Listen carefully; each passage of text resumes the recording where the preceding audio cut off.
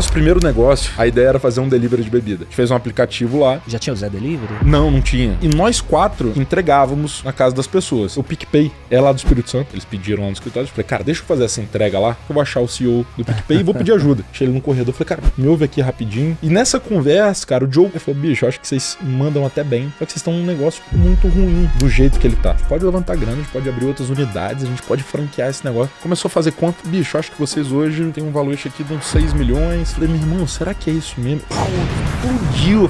Rodrigo Miranda, cofundador da Zite, já captou mais de 100 milhões de reais de investidores e construiu, aqui de Vitória, a maior loja autônoma da América Latina. Primeiro mercado inteligente da cidade. Você entra, pega o que quiser e sai. Ele é Forbes Under 30, vendeu 3 startups. O cara que revolucionou o Espírito Santo. A Sapori, ela vai e compra nossas 2 empresas, a Chip e a Zite. Aí a gente cria a nossa terceira empresa, que foi a PEC. A PEC era o quê? Pegamos esses ativos de tecnologia que a gente tinha, transformamos eles num white label para vender para grandes indústrias, grandes players de varejo, para terem seus próprios deliveries, suas próprias lojas autônomas, compras sem contato. Primeiro mês de PEC, a gente fechou um contrato com a Nestlé. Grana no caixa, o pessoal da Americanas me liga e fala, cara, a gente tá querendo entrar no segmento de delivery, não dá pra gente fazer um negócio, e a gente vende junto pra Americanas. Quando a gente sai da Zite no final de 2022, o Renato, meu sócio, me liga um dia, eu acho que a gente tinha que comprar um clube de futebol.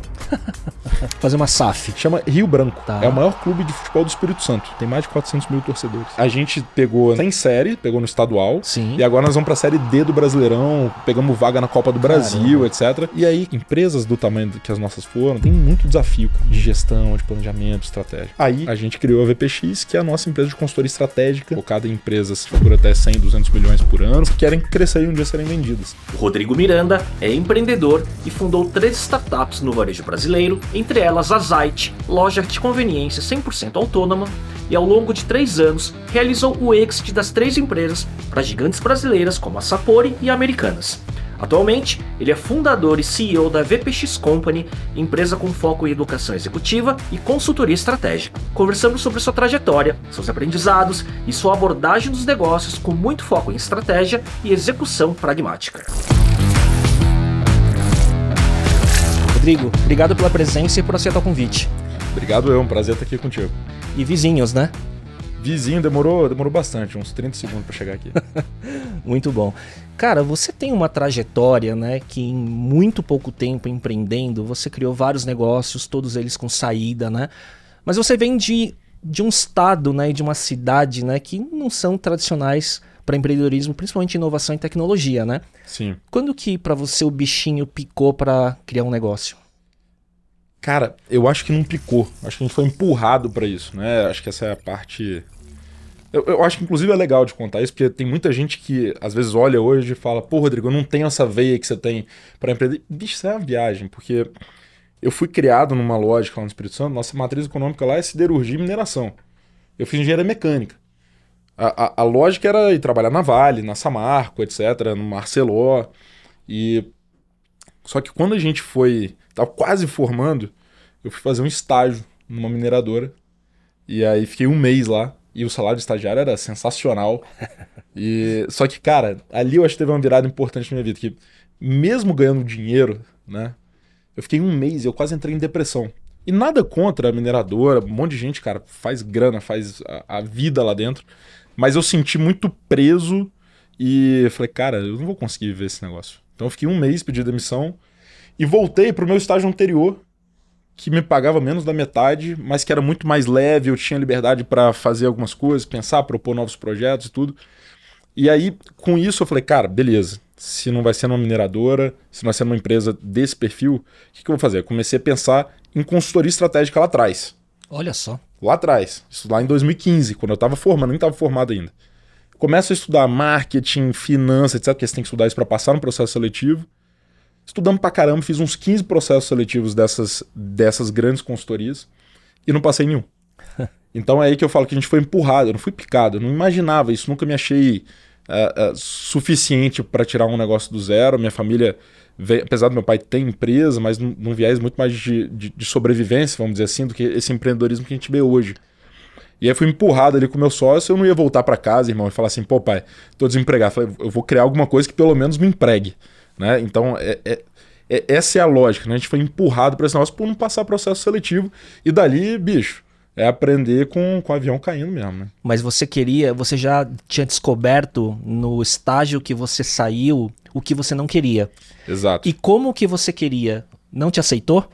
Você foi criar algo que você acreditava. Exato. Mas eu acho que muito mais numa lógica, cara, do orgulho próprio. Eu não tenho vergonha de dizer isso, mas na lógica do orgulho próprio, de falar assim, cara, pô, meus pais e família super simples, né? Mas me deram, tudo que eles tinham, eles me deram de educação. Então eu tinha muito negócio do orgulho de falar, cara, eu não vou chegar em casa e falar pros meus pais que depois de formar, pô, fiz uma puta faculdade, etc, formei bem, e agora eu não tenho onde trabalhar, fiz processo seletivo de 15 empresas e não vou ter onde trabalhar. O start foi muito aí. E aí é até engraçado, porque eu tenho essa mensagem no WhatsApp com o Tomás, que é meu sócio fundador em todas as empresas, que eu não passei num processo seletivo, e ele, no dia seguinte, descobriu que ele não tinha passado no mesmo processo seletivo. E aí, na mesma hora que ele me mandou mensagem puto, xingando, etc. Falei, cara, relaxa que nós vamos abrir um negócio. Eu tenho essa mensagem hoje, né? Tive uma ideia assim, assado. Mas não era um momento de genialidade, de até porque a ideia era uma merda. Era muito mais assim, cara, a gente não vai ficar parado. Estamos no mesmo lugar, né? Na mesma condição, então Exato. Aí surgiram os cofundadores. Aí surgem os cofundadores, né? Aí você começa a olhar pro lado e falar, cara, quem são as pessoas que eu confio, que mostram sempre um comprometimento em tudo que fazem, que eu acredito muito nisso, né? Sim. Aquele lance do você faz tudo como você faz qualquer coisa, né? Quem que são essas pessoas e quem que eu acho que vai ter estômago também pra gente começar um negócio. Porque eu não fazia ideia do que a gente tava fazendo. Sempre conto que eu aprendi finanças assistindo meusucesso.com, que era do Flávio Augusto, Sim, lembra? sim. Não sei se existe ainda. Sim, com Sandro Hoje. Magaldi também. Magaldi, eu lembro lá, cara, de ver a aula e aprender aquilo ali, pô, anotando pra gente começar a nossa empresa e ter gestão financeira, entender o que era isso. Aí nós começou eu, o Tomás, o Mário que formou comigo e o Renato, né? Nós 4 sócios e somos sócios até hoje, 8 anos depois. E todos colegas de engenharia? Todos colegas de engenharia. Olha só que curioso, cara. Sabe que eu recebi já aqui alguns cofundadores que construíram negócios e ficaram por mais de década juntos, né? E com essa mesma sensação de irmandade, né? E de estamos juntos e passaremos por tudo juntos, né? Então eu vejo que às vezes isso é muito mais importante do que o skill que esse conjunto de pessoas tem, porque vai aprendendo e vai descobrindo juntos, né? Total. Cara, eu tenho... Porra, eu sou um cara fazendo muita reflexão, anotando as coisas. Eu tenho refletido no negócio, eu não cheguei no nome ainda, mas a gente fala de hard skill, a gente fala de soft skill. E eu acho que tem outras skills que eu ainda não cheguei nesse nome, que é um negócio diferente, que envolve muitos valores, assim, né? Da cumplicidade, Sim. né? A gente tinha a regra lá, proibido falar, eu avisei. Se a gente tomar uma decisão aqui, irmão, eu que puxei, estava discordando, mas se a gente, no final, concordou em ir pra cá, lá na frente é proibido falar, eu avisei. Sim. Nós estamos juntos e esquece que a gente Tem um divergiu. termo em inglês que fala commit in disagreement. Isso. Né? Agree, disagree and commit, né? Isso. A Amazon tem um Isso. negócio desse. A gente acredita muito nisso. Então, eu acho que tem essa camada de... Não sei se são skills, são valores. Eu acho que são skills porque você pode aprender isso. Sim. Eu aprendi muito com eles ao longo dessa jornada sobre tirar o pé pra não causar uma briga, engolir sapo pra caramba, porque, cara, você tá no longo prazo, eu não tô aqui pra ganhar a discussão de você, né? Então, eu acho que esse núcleo duro, como eu chamo ali da sociedade, nessas pessoas que eu não vou gastar um segundo me preocupando se eles estão comprometidos ou não com o projeto. Eu sei que Ou eles se eu estão. confio ou não. Ou se eu né? confio, Exato. esquece. É. Né? Então, eu acho que esse é um conjunto que, pra sociedade, pra esse núcleo duro, né, eu divido algumas camadas assim a sociedade. Isso que eu chamo de núcleo duro, isso é indispensável. Se algum momento tiver uma dúvida, já é uma certeza, né, de que não é pra estar junto. E isso no núcleo duro, e com o tempo e com a experiência a gente vai vendo o quanto isso reverbera para se transformar na cultura que depois vai formar o time, né? Principalmente o time que vai crescer junto, né? Agora, qual foi o primeiro negócio? Nosso primeiro negócio, que foi Esse núcleo duro dos 4? esse núcleo duro dos 4, e que foi aquela ideia que eu falei, Tomás, relaxa, que eu tive uma puta ideia. A ideia era fazer um delivery de bebida. Então, na minha cabeça, na época a gente tinha um iFood. Já tinha o Zé Delivery? Não tinha. E o Zé Delivery é parte importante, eu sou muito grato ao Zé Delivery, inclusive. Tinha um iFood, aquela ideia de moleque universitário que bebe bem.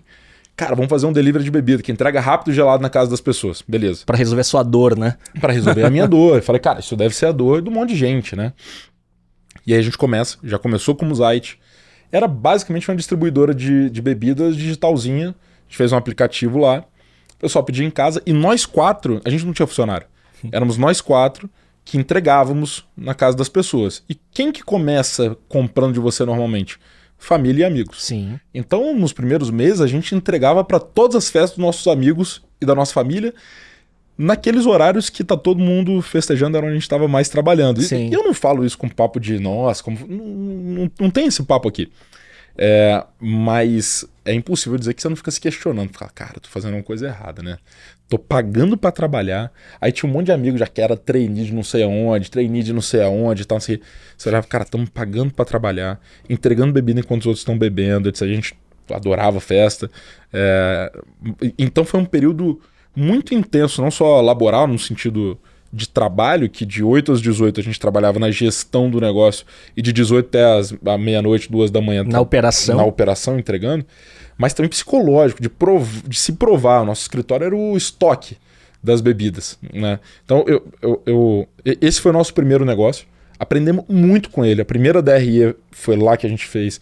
Entender o que era procedimento operacional padrão, foi lá que a gente descobriu a importância disso. Entender recrutamento, etc. Foi nesse negócio que no melhor mês deve ter faturado nem 70 mil reais por mês.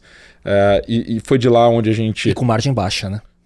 Quase inexistente, né? A gente foi descobrindo ao longo do tempo que a bebida é um segmento muito difícil você trabalhar exclusivamente com ela no Brasil, né? Questões mercadológicas.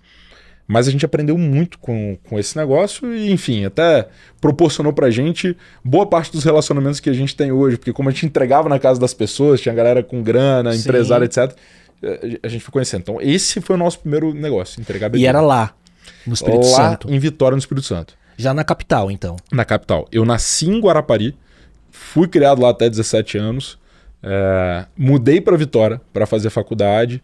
E Vitória, assim, cara, pra mim é a cidade que tem uma gratidão absurda, é uma cidade espetacular. Eu também acho. E que me proporcionou tudo isso, os relacionamentos, os negócios. Então já era lá em Vitória, atendia Vitória, Vila Velha ali, entregamos bebida pra caramba. Até hoje quando eu faço palestra lá, e faço muita, né, só esse mês deve ter umas 3 palestras lá, eu pergunto quem que pedia nas artes. Quem cara, lembra? Sempre tem a galera, Isso é assim, bom. Só os cachaceiros. Que eram seus quase clientes investidores anjos, assim, de certa forma, né? O CID ali. Exato. Rodrigo, houve algum momento que parece que esse primeiro negócio, nesse primeiro formato da Zite, ele provou muito o conceito dos sócios juntos, né? E algum momento vocês pivotaram para virar o que a Zite apareceu na mídia. Isso. Como que foi isso? Mais ou menos um ano depois de a gente ter começado, a gente começou, só para o pessoal entender, né? Eu formei em abril de 2016 e foi exatamente o mês que começou a operar a Zite. Então a gente começou exatamente no mês que a gente saiu da faculdade. Mais ou menos um ano depois, ali em janeiro, fevereiro de 2017, eu acho que a gente tomou a decisão mais sábia da nossa vida, assim, cara. Vamos sair daqui de dentro, vamos buscar pessoas que já fizeram o que a gente quer fazer lá fora e pedir ajuda. Eu brinco mas é verdade, né? Acho que a maior ferramenta que a gente pode ter enquanto empreendedor é pedir ajuda, né? Levantar a mão e falar, cara, não sei o que eu tô fazendo aqui, eu só tenho vontade, etc. E aí, numa desses pedidos de ajuda, foi interessante, porque o PicPay é lá do Espírito Santo. A gente era fã, era a nossa referência. Você comentou, realmente Sim. O Espírito Santo não tem tantos cases assim. Tem a Wine, tem o PicPay, mais recentemente a Will Bank. E o PicPay era o grande expoente lá do Espírito Santo. E falei, cara, deixa eu fazer essa entrega lá. Eles pediram lá no escritório de fazer essa entrega que eu vou achar o CEO do PicPay e vou pedir ajuda. E aí procurei, o Diogo tá aí e tal, que era o CEO, né? Sim. O Diogo tá aí e tal. Aí fiquei andando, perambulando e pum, achei ele no corredor. Falei, cara, me ouve aqui rapidinho. Falei, cara, olha, a gente tá fazendo um negócio assim, assim, assado. Ele falou, não, eu conheço, já pedi o chopp lá. Eu lembro até hoje, o chopp Mordida do Tyson. Eu peço muito com vocês e tal. Acho legal, eu contei pra ele, falou, bicho, eu acho que vocês mandam até bem, só que vocês estão num negócio muito ruim do jeito que ele tá. Mas dali, eu acho que nesses 10, 15 minutos, a gente criou uma conexão inicial, falei, pô, vamos trocar ideia, etc. Consegui depois marcar com ele da gente ir tomar uma cerveja lá na Zite. E disse que era um encontro que era pra ser meia hora, a gente ficou umas 4 horas lá conversando. E aí o Diogo, cara, primeira conversa, pô, eles já tinham feito negócio com a JF, né, já fazia parte ali do grupo do Banco Original, dos Batista lá, etc, aquela história toda. Então ele já tinha uma visão completamente diferente.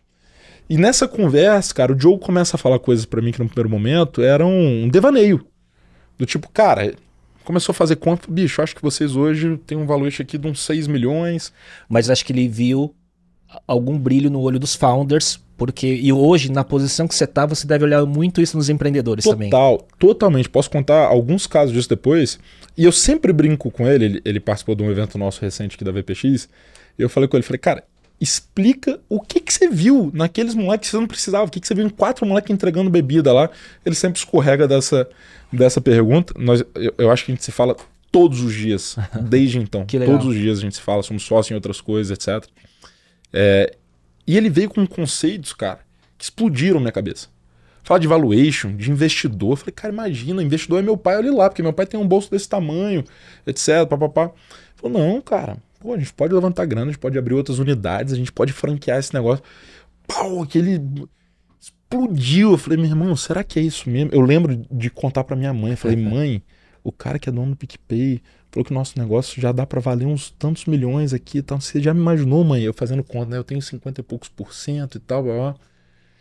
Explodiu, fez a gente acreditar nisso. E daquela conversa, cara, a gente montou um conselho consultivo pra Zite, que era um negócio que faturava 25 mil reais naquele mês, janeiro de 2017. E 3 meses depois desse conselho consultivo, a gente tinha desenvolvido essa ideia de, cara, pivotar, continuar dentro do segmento de conveniência. Olha como é que mudou a visão. Não é mais bebida, agora é um negócio de... Nós estamos no segmento de conveniência. E, cara, vamos fazer um negócio que a gente possa escalar, porque a loja de conveniência no Brasil não escalou para fora dos postos. Criar na rua, de uma forma que não precisa de atendente, etc. Pré-oxo. Muito pré-oxo, muito pré-loja de condomínio, etc.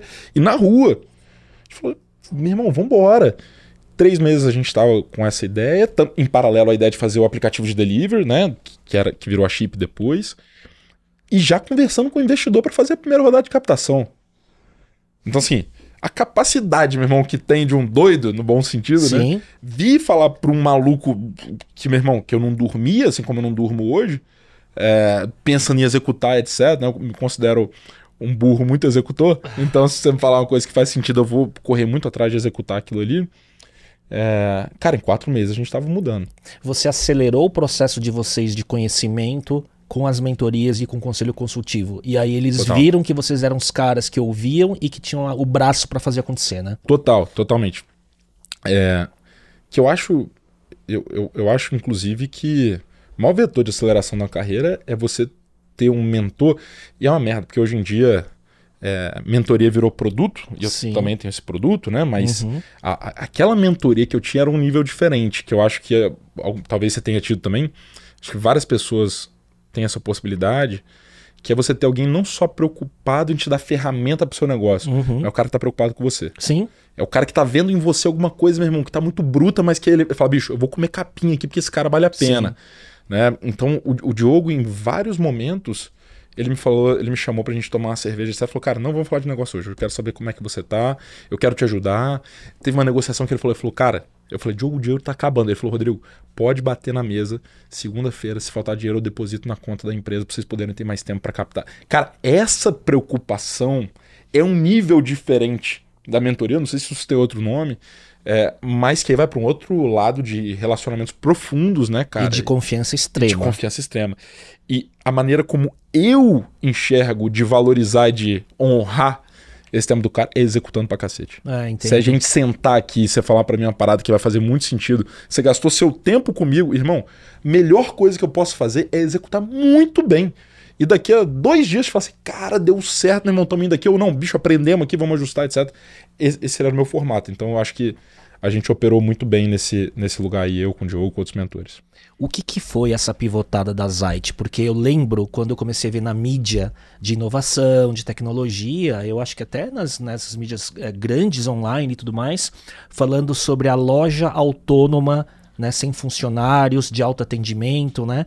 Como que foi construir tudo isso e como que você provou que a tese funcionaria? Boa. A gente, em 2017, então, a gente mata o modelo do delivery de bebida.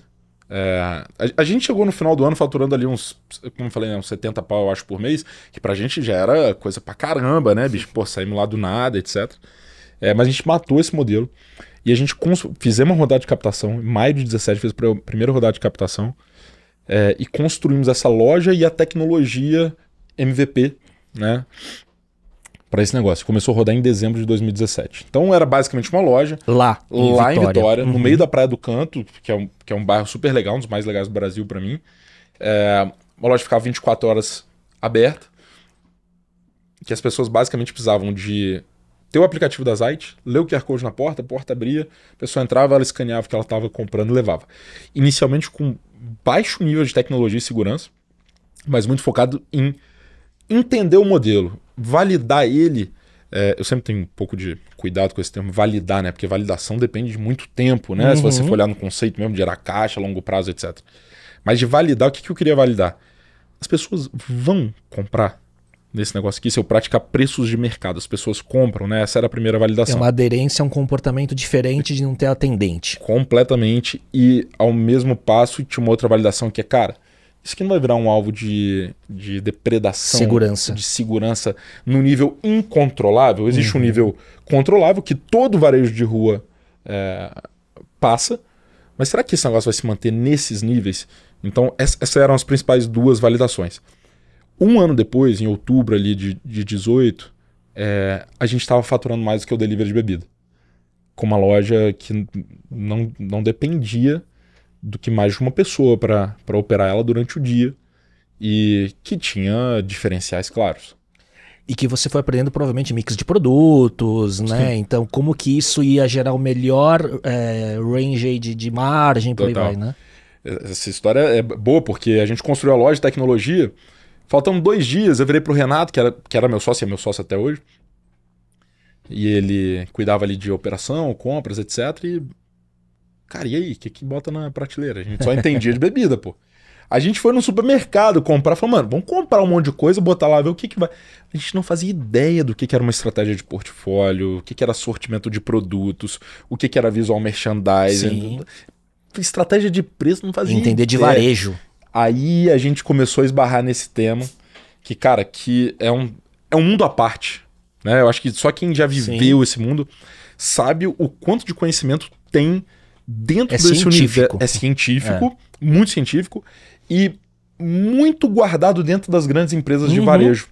Né? Então não é um negócio tão fácil de você entrar ali na internet e ter... cara, o que é gestão por categoria? Você vai pegar a teoria básica. Agora, na prática, como é que funciona? Como é que é a estrutura do GPA para isso, etc. Planografia. Exato. Então, assim, visual merchandising, planograma, estratégia de precificação, estratégia de portfólio de produto, etc. Gestão... Tudo isso, cara, a gente foi aprendendo ao longo do tempo. A gente achava que isso era menos importante. Depois a gente foi entender que era isso que importava. A ignorância é uma bênção, né? Senão nem começava. Mas nem começava, cara. Eu costumo, inclusive, falar isso. Eu gosto de empreendedor teimoso. Eu gosto de empreendedor teimoso, porque se você ficar ouvindo tudo... se você for procurar o AIS do varejo, etc, para começar, você não começa. Sim. Na hora que o cara começar a te explicar o que é um JBP, o que é GC, o que é não sei o que, você fala, irmão, pelo amor de Deus. Então, eu gosto de empreendedor teimoso, que um monte de gente falou, cara, vocês estão malucos, vocês são doido mesmo, etc. E a gente vai teimoso, não, cara, vai dar certo, a gente vai aprender, dá para contratar uma galera que ensina e tudo. Então foi um aprendizado de anos, mas começou desse jeito, né? E escalou até que nível? Porque eu lembro da Zite em São Paulo. Isso. No Itaim, se não me engano, né? Isso. E como é que foi essa expansão? A gente ficou, que eu acho que foi uma decisão muito legal também, muito provocada pelo Diogo, e depois a gente teve outros conselheiros também, de cara, vamos ficar com uma loja durante 1 ano. Dava pra sair construindo outras, pra etc. ir testando, refinando o modelo. Pra gente aprender, pra ir pra viver a loja, pra, cara, ter atenção com uma coisa, entender o que tá funcionando, o que não tá. Acho que foi uma decisão muito acertada. Na época a gente olhava pra China, tava tendo aquelas redes de loja autônoma lá que abriam 100 em 1 ano. E a gente falou, cara, vamos ficar com uma, aprender esse negócio, que era o modelo mais Amazon Go, né? Que fez uma pros funcionários e ficou ali aprendendo. Ficamos nesse negócio durante 1 ano, 2018 inteiro, e aí no final de 2018 eu faço uma nova rodada de captação e a gente decide vir para São Paulo, abrir a loja aqui. Com o playbook todo montado e validado, em tese. Mais ou menos, a gente achava que tava. Só que, não, São Paulo é outro game. Entendo. São Paulo é outro game. São Paulo o mercado é muito maior. Só que o cenário competitivo aqui também, talvez não exista nenhum outro pior do que esse na América Latina. Então todo mundo que eu conheço de fora de São Paulo sonha em trazer um negócio para São Paulo. Cara, pensa bem. Pensa bem, sabe assim, ali é o lugar onde tá o maior mercado, mas olha o nível de competição que você vai ter lá. Ok. Lá é aqui é a hipercompetitividade na definição. Então a gente trouxe, escolhemos ficamos 3 meses, aí você começa a entender, né? Só pra achar um ponto disponível, às vezes o pessoal não tem noção disso, achar um ponto disponível foram 3 meses. Tudo que era corretor, consultor. Aqui tem consultorias, né? Sim. Que acham lugar. Aí você chegava num ponto que tava pra alugar, você ligava, não, cara, já tem 3 redes de varejo na fila. E com Pela luva. E as grandes redes com todos os sistemas e softwares, né? De Tudo. geolocalização, né? De entendimento de público, tráfego e tudo mais, né? Tudo, cara, tudo. E aí na João Cachoeira, no Itaim, Sim. a gente abriu aquela loja, já era uma loja de quase 100 metros, já, né? A primeira tinha 25, essa era quase 100. E a gente começou a trazer, trouxemos arquiteto especialista em visual merchandising, começamos a estudar portfólio de produtos, etc. Então essa foi a segunda loja. E já foi um boom diferente, porque um mês antes de inaugurar, o Carrefour chama a gente para montar uma parceria. Olha. Então, eu lembro de uma você lembra notícia dessa dessa. história? Sim. A Paula Cardoso, que era CEO da parte de digital lá, ela me ligou, a gente tinha um amigo em comum, ela me ligou e falou, Rodrigo, tudo bem e tal? A gente viu que vocês estão montando uma lojinha, e era na frente de um Carrefour Express. Na frente, na João Cachoeira. O que é bom, porque você tem o tráfego lá do pessoal já, né? Exato. Pô, você não tá pra gente conversar, não? Faltando um mês pra inaugurar. Falei, lógico, Carrefour, cara. Sim. Lógico, vou ir hoje. Aí no mesmo dia eu fui, eu com a Paula lá, tinha um quadro assim, cara, vamos fazer uma parceria, vocês cuidam disso, a gente cuida disso. Em um mês a gente assinou esse contrato de parceria, e ele inclusive foi entregue via assinada, na inauguração da Zite. Que legal. Um mês depois. Você imagina, uma empresa do tamanho do Carrefour assinar um contrato de parceria em um mês é um absurdo. E tinha que ser assinado porque a gente ia noticiar no dia seguinte. Então, já tava com o PR tudo engatilhado, né? Pra cacete. E aí, pô, criou um buzz de mídia, pelo menos, mais direcionada pra varejo. Sim. Completamente desproporcional ao tamanho das Zite naquela época. Eu lembro. Completamente desproporcional. E pra mim, quando eu via a Zite nas mídias de negócio, inclusive, também, eu achava que era uma empresa que estava já no seu Series A adiantado, algo do tipo, né? A gente fez algumas rodadas de captação, mas ainda assim, nesse momento, em abril de 19, nossa, mas aprendendo muito. Mas, bicho, a gente estava começando a testar modelo com inteligência artificial, com visão computacional. Nessa loja tinha as camerazinhas no teto, que ela fazia lá o mapa dos clientes andando, o modelo para identificar lá os braços das pessoas. Era um laboratório isso daí. Laboratório, um negócio absurdo. E outro game, cara. Outro game, como diz um sócio meu, é jogo de dinheirão, né? Sim. Não é mais um negocinho que você faz com um pouquinho de... É jogo de dinheirão. Se você for olhar as outras empresas que desenvolveram isso, é tudo empresa que levantou centenas de milhões. E a gente estava aqui no modelo tupiniquim, cara, entendendo, fazendo. Tentando fazer essa unidade de São Paulo, nessa escala, com essas novas tecnologias, dá certo. Dá certo, exato. E, de novo, o lance do varejo, cara... O pessoal sempre me perguntava isso. A Zite é um business de tecnologia ou de varejo? A gente ficou nessa dúvida um tempão. Em determinado momento, e isso não é uma coisa que vai cair do céu essa resposta, isso é uma decisão, né? Em determinado momento a gente decidiu, cara, a gente é uma empresa de varejo. Por quê? Dentro das alavancas que a gente tinha, eu entendi que o varejo era muito mais importante do que a tecnologia. A gente poderia até ter uma tecnologia menos sofisticada, mas eu não podia errar no varejo. O cliente não podia entrar na loja e encontrar o produto que ele queria com o preço errado. Ou entrar na loja e não encontrar o produto que ele queria, quebrar essa jornada, etc. Então, em determinado momento, a gente, cara, entendeu que a gente era uma empresa de varejo que usava tecnologia para criar seus diferenciais. Né? E foi muito nessa época de 2019, onde teve esse buzz, que ficou um negócio desproporcional com o tamanho que a gente tinha ali. E é legal pra cacete, né, cara? Pô, é muito gostoso você sentir que você tá fazendo parte de uma coisa diferente e que reverbera até hoje, né, cara? Me abriu muita porta, mas em determinado momento também, 2019 eu tinha 26 anos. Te tira às vezes um pouco ali do eixo, né? E eu acho que você, como eu te disse, quando a gente começou a conversar, né, eu conhecia a marca da Zite por conta da mídia de negócios, e quando eu cheguei no seu nome, o cofundador da Zite, para mim na hora bateu, e eu lembro daquela época, né? Acho que você deve reverberar isso até hoje para você, né? Por conta dessa desproporcionalidade que a mídia cobriu todo o seu negócio. Em que momento, nesse processo todo, você falou, putz, cara, agora é hora de vender, mesmo não tendo escalado tanto ainda, porque você deve ter pesado os prós e os contras daquilo que você tinha construído de reputação até aquele momento, né? Sim, mas eu acho que pra gente não era nem ato de reflexão isso. Era assim, cara, a gente tá muito no início ainda. Não era um ato de reflexão. Eu já tava me preparando, tanto é que no final de 2018 eu fiquei imerso uma semana de curso de M&A, técnico, etc., que era um tema que eu já adorava na época. Mas a gente não enxergava isso como uma possibilidade tão grande. Quando começa esse negócio de Carrefour, cara, vamos ter uma conversa aqui com a área de M&A, etc., de algumas empresas, teve uma outra multinacional também, do setor de alimentação, aí a gente, caraca, será? Isso aí é... Né? E aí você começa a consultar os conselheiros, investidores, todo mundo fala, não, bicho, isso aí é só a gente querendo sondar, etc., e 99% das vezes é mesmo, né? Essa desproporcionalidade no M&A, né, de um cara que fatura bilhões e você que fatura centenas de milhares por mês, ela é muito perigosa, né? Você fica muito iludido ali.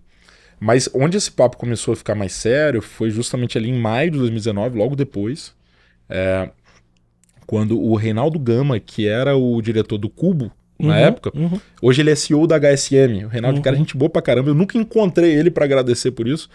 Eu conheci ele lá no Cubo. E ele falou, cara... Ele é pós-Flávio Pripas. Eu acho que é. O Flávio eu conheci nessa época também, ali naquele ecossistema ali do Cubo, etc. Mas eu acho que era logo depois. E o Reinaldo falou, cara, eu conheço um cara que é mantenedor aqui, que, bicho, ele tá muito interessado nesse tipo de tecnologia e tal, não sei o que é o Daniel Mendes, que é o dono da Sapori, etc. E eu já tinha ouvido, obviamente, falar no Mendes, né? Pô, cara, lenda. E aí, meu irmão, na semana seguinte, o próprio Mendes me ligou. Falou, Rodrigo, 2 pessoas me falaram de você na mesma semana e tal, acho que a gente precisa se conhecer. Para mim era mais uma reunião onde eu ia conhecer alguém muito foda e que eu admirava mesmo sem conhecer. E que poderia aprender algo, né? Sem dúvida, que é o grande drive da minha vida. E aí a gente tomou um café aqui perto, aqui no prédio da KPMG, um café ali embaixo. E essa história é até engraçada, porque ele veio pra gente conhecendo a Chip, que era a nossa empresa de delivery. E quando eu contei a história inteira, eu contei da Zite. Ele falou, peraí, eu ouvi falar da Zite, não sei o quê. São vocês também? Eu falei... Aí ele levantou e apertou minha mão e falou, para o que vocês estão fazendo que nós vamos fazer negócio. E aí foi uma conversa super maneira, aquele jeito dele, empreendedorzão, mostrando o que ele estava fazendo, o que ele queria fazer, aquela coisa toda. Foi engraçado que no final o cartão de crédito dele não passou, eu tive que pagar o café dele. Eu falei, pô, mas tá me devendo pra caralho. Então... Ali começou, no outro dia ele já me ligou e falou, cara, vamos jantar, tô chamando o pessoal aqui da área de M&A, de finanças. Cara, muito rápido. Foi super rápido essa fase de manifestar um interesse. Ele tava na época contratando um diretor só para cuidar disso, olhando outras aquisições, e foi muito louco porque as nossas 2 empresas, a Chip e a Zite, faziam muito sentido porque ele tava pensando pro futuro da Sapori. E eu acho que eu e ele também a gente teve uma conexão fodida, assim. Tem um grau sempre de empatia, né? Sem dúvida. Sim. Não, quando você é pequenininho, o cara compra você, né? Sim, acquihire. Né? Compra você, o seu negócio é parte de você, né? Total. Só que aí a gente entrou, eu tinha 22 investidores na época. Caramba. Nas minhas empresas. Então, 22 contratos, né, separados. Então eu fiquei... E todos mais numa esfera de early stage anjos? Ou institucional também? Anjo tinha um fundinho mais institucional, tá? Da Apex. E, enfim, mas era esse perfil, mais early stage, mas tinha uma galera, né? Você era um zelador do condomínio dos investidores, né? Exato. E era boa parte da minha agenda, particularmente a gente fazia isso muito bem. O Diogo ajudou muito a gente com isso, a ter um cuidado e um respeito com o investidor muito grande. Então eu tinha uma estagiária de RI. Olha só. Eu tinha uma estagiária de RI, que era compartilhada entre as 2 empresas, tava lá um custo pequeno, mas para mandar reporte de boa qualidade, informação, fazer as reuniões, etc. A gente sempre procurou cuidar muito bem isso. E foi, inclusive, o que permitiu, esse bom relacionamento permitiu com que a gente negociasse a recompra de todos esses investidores, só que levou 9 meses. Entendo. Então, esse é grande MBA de negociação da minha vida, porque eu tinha um dinheiro limitado, as condições tinham que ser iguais para todo mundo, e eu tinha que negociar com um a um. O Mendes falou, cara, ó, tem esse cheque aqui, negocia com todo mundo, não vamos deixar ninguém na mão, ninguém vai perder dinheiro, vamos remunerar, etc, papapá, mas é isso que a gente pode fazer, vamos embora. Então eu fiquei 9 meses, quase que exclusivamente negociando. Aí vem a importância do núcleo duro de novo de sócio que eu falei, porque fiquei 9 meses quase que fora da operação. Sim. Galera tocando, sem deixar cair o negócio, inclusive melhor do que eu, acho que eu atrapalho as empresas às vezes. E aí só em dezembro de 2019 que a gente conseguiu concluir. Cara, eu tenho histórias muito parecidas com escalas e cenários diferentes que sentaram aqui. Por exemplo, eu sou muito amigo do Eric Santos, né, que foi cofundador da RD Station, né, vendeu para TOTUS, né? Conheço ele no meu primeiro podcast, eu entrevistei ele antes de fundar a RD, né? E Nossa. que a gente era amigo, ele era meu fornecedor, inclusive, mas qual o ponto aqui? Ele falou quando foi vender e tinha vários pretendentes à RD, a TOTUS era uma delas, né? E óbvio por afinidade e tudo mais, mas aquela coisa, ele como CEO, né? Ele teve que se ausentar e ficar muito nessas mesas de negociação, arbitrando interesses dos investidores, né? Enquanto os outros cofundadores estavam na operação tocando business, né? Total, Bem cara. isso que você está falando. Total, foi um MBA de negociação e tem de novo, né? Eu sempre gosto de falar do lance da sociedade porque se eu tô aqui falando com você hoje, porque meus sócios permitiram isso ao longo dessa jornada, né? E teve um momento bem icônico, que foi quando a negociação quase caiu. Só que ela caiu assim, o comprador meio que, bicho, tá demorando muito, etc. E a outra turma que eu tava recomprando já tava meio desgastada, já falava, bicho, então, cara, a gente não quer conversar mais, etc. Então eu tava quase ficando sem os dois, e eu tava aqui em São Paulo, eu tava jantando em algum desses shoppings aqui perto, e aí eu saí, eu liguei pros meus outros 3 sócios, pro Mário, pro Renato e o Tomás, na telinha assim, né? Falei, galera, eu já tinha tomado uns vinhos, já tava meio emotivo, falei, pô, acho que vai dar merda aqui, desculpa e tal, não sei o quê. Cara, os meus sócios olharam pra mim assim, unanimemente, falaram, se der errado agora já valeu pra cacete, cara, vambora pro próximo e tal, não sei o quê. Cara, então assim, esse negócio da sociedade, pra mim, ele é 80% de todos os negócios que eu participo. Retrato disso que a gente tá junto até hoje. E foi muito legal. Então a gente já passou por isso, todas essas partes de negociação. Acho que cada investidor desses 22 eu tenho uma história diferente, que daria um livro, né? E inclusive coloquei como missão pra mim, assim, cara, ser eternamente grato e sempre que puder ajudar esses caras, apoiar mais o que tiver ao meu alcance, lógico, na minha limitação aqui, apoiar, ajudar, porque eles acreditaram quando não tinha ninguém pra acreditar. No Espírito Santo não tinha cultura de investir, cara. Não, então isso... Não tinha cultura de investir. Quase 8 anos atrás, né? A gente tá em 2024, você falando 16 para 17, né? Então era outro momento, né? Enfim. Não tinha. Hoje ainda é pouco. Hoje ainda é pouco, cara. Sim. Se você olhar no Espírito Santo, quais foram os últimos exits que tiveram lá? Foi Zite Chip, foram as nossas empresas, lá em 2019, 2020. Então, é pouco volume que tem. E, pô, cara, esses caras acreditaram na gente. Eu nem era de lá, eu não conhecia ninguém lá, etc. Então, tem uma gratidão, assim, bicho. Não dá pra expressar em palavras o quanto que é importante, assim, que foi importante pra gente essa turma.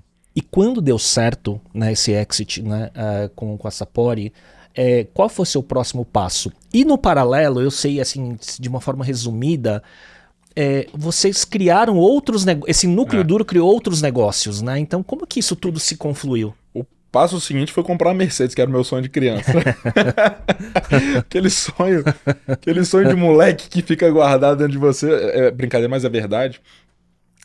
Que eu acho que é importante também, eu sempre falo às vezes para os empreendedores, todo mundo vai ter dica para cara, calma, etc. Calma, mas também assim, a vida é muito curta, sim, né? Sim. Se você tiver uma condição financeira que te permita realizar sonhos, às vezes você vai descobrir que isso não significa nada, como foi o meu caso. Né? Mas realizar um pouco também eu acho que é bem importante. E quantas outras grandes startups famosas, antes de um exit ou de um grande evento de liquidez, seja de IPO ou M&A, tiveram secundárias para dar liquidez para o empreendedor, para ele ter um pouco de conforto também. Que eu sou super adepto, sou super favorável, tem que tomar muito cuidado para não morrer abraçado. Exato. Com o negócio. Sofrimento, né? Tem um limite, né? Tem limite. Tem limite. E a gente vive essa cultura, que eu entendo até, de que o empreendedor tem que se fuder, tem que... Sim. Assim, eu entendo. mas isso tem um limite. Sim. É exatamente o que você falou. Onde Então, que é o balanço disso? Exato. E o empreendedor ter essa cabeça. Não morre abraçado com esse negócio. Tem várias histórias de caras que saíram de empresas bilionárias com pouco dinheiro no bolso. Exato. Muito Várias diluídos. histórias, né?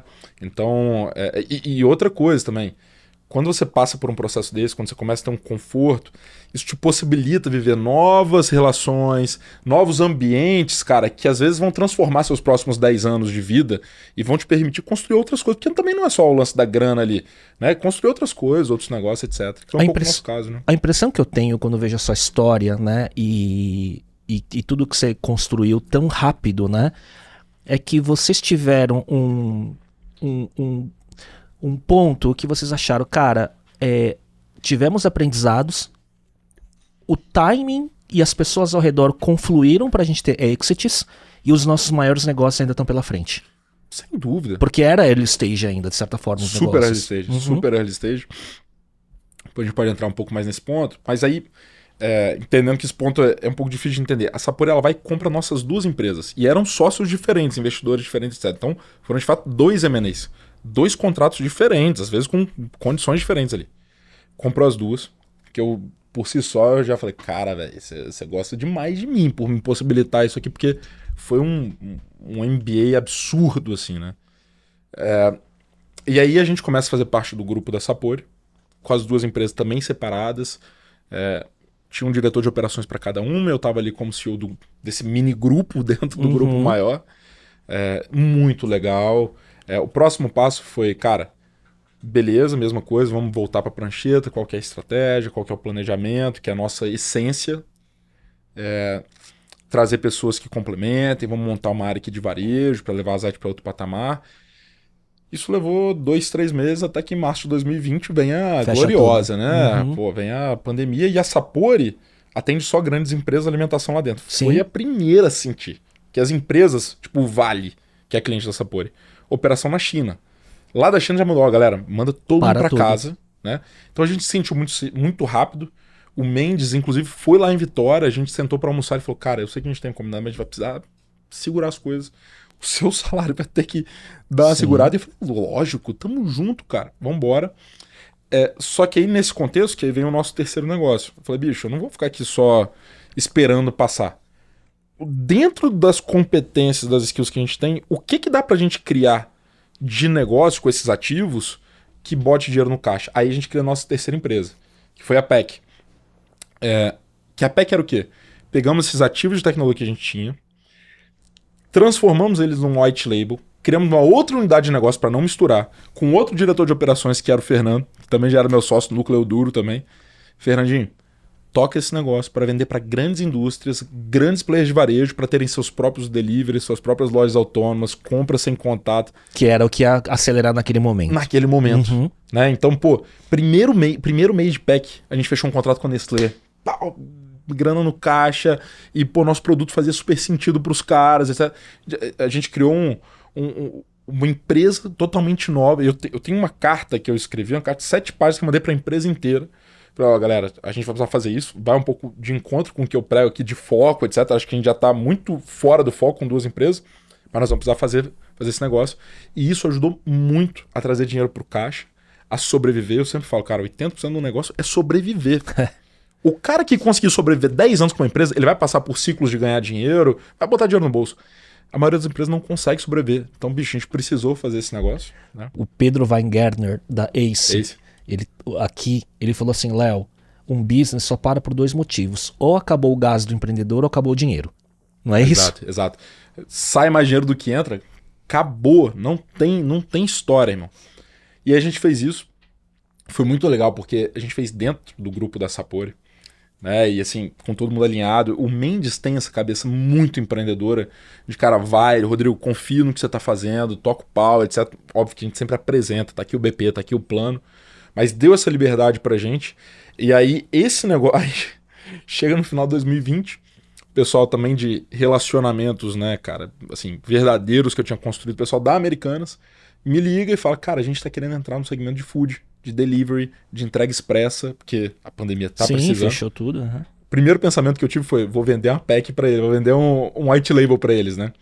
Eles, não, cara, pô, a gente gosta de vocês, a gente sabe que vocês estão com essa apoio, mas não dá pra gente fazer um negócio. Eu falei, cara, eu preciso ligar pro Mendes. E a primeira coisa que eu fiz, liguei pro Mendes. O Mendes falou, Rodrigo, pode fazer sentido. Pode fazer sentido, vamos pra mesa e tal. Eu acho que o Mendes nem conversou com o pessoal do Americanas, eu toquei todo o deal ali. E aí de agosto, olha o frame, a gente vende em dezembro, assina tudo.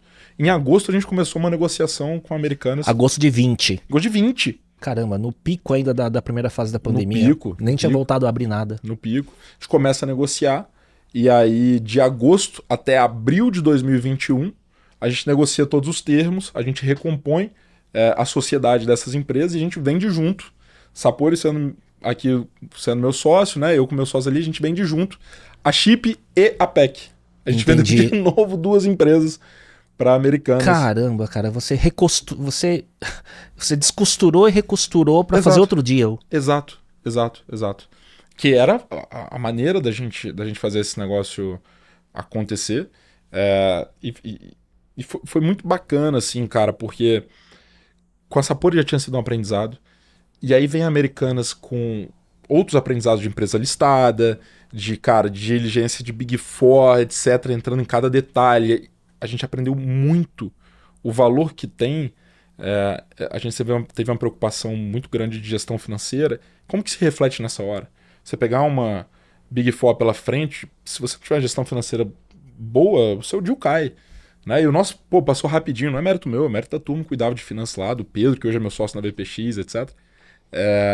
E a gente passa por essa nova aquisição, e aí dia 7 de abril de 2021 foi anunciado para o mercado, aí com aquela mensagem para mercado, né? Sim, sim.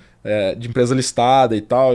Porra, cara, que sensação maluca, né? Isso tudo, né? Ele trouxe carimbos para você como empreendedor, para você e seus sócios, né? Como histórias de sucesso independente da escala que estavam cada negócio, né?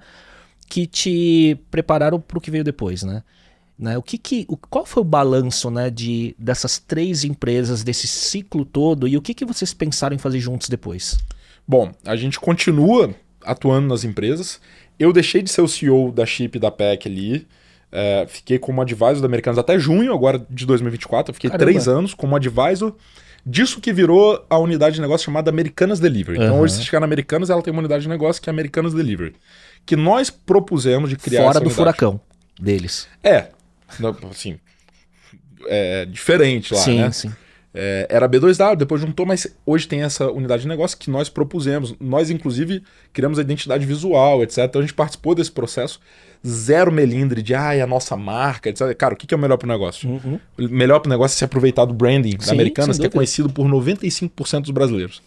Que outra empresa tem isso? Quanto que a gente teria que investir para isso? Sim. Então criamos, eu fiquei como advisor lá durante 3 anos e continuei como executivo da Zite, como CEO da Zite. E isso permaneceu até o final de 2023.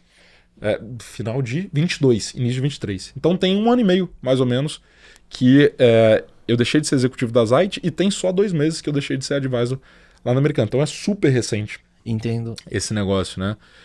Nesse meio tempo, cara, eu comecei a participar de conselhos de empresas tradicionais, sempre tive muito tesão com isso. Era um sonho que eu tinha. E começou com ex-investidores meus querendo me trazer, e fico super honrado, assim, orgulhoso com isso. Eu gosto muito mais de falar de estratégia, de gestão, etc., do que outros temas hypes. Uhum. Então, nossa essência é mais old school. E aí, isso se perpetuou, a gente seguiu focado nos nossos negócios ali, mesmo depois de vendidos, até o final de 2022. Né? Quando a gente sai da Zite no final de 2022, é que aí o Renato, que trabalhava comigo na Zite, meu sócio, me liga um dia. Cara, não quero ir trabalhar em outro lugar não. Meu irmão, eu quero fazer um negócio com você, com o Tomás, com o Pedro. Vamos continuar junto, etc. E, acho que a gente tinha que comprar um clube de futebol. Fazer uma SAF. Falei, 15 anos que eu não assisti um jogo de futebol. Falei, cara, você tá maluco, etc. Ele falou, não, cara, deixa eu te explicar. Você me dá um tempo, eu te explico. Vai lá, me explicou tudo, me mandou coisa pra eu ler, aí eu fiquei de noite lá lendo, estudando, entendendo qual era o ciclo de mercado, o que tinha fora, etc. Outro dia eu liguei e falei, cara, entendi e achei maneiro esse negócio. E aí dessa história, né, encurtando a longa história, no final de 22 ainda, a gente estruturou a primeira SAF lá do Espírito Santo, uma das primeiras 30 Olha SAFs. Só, eu não sabia disso. Uma das primeiras 30 SAFs, eu acho, do Brasil.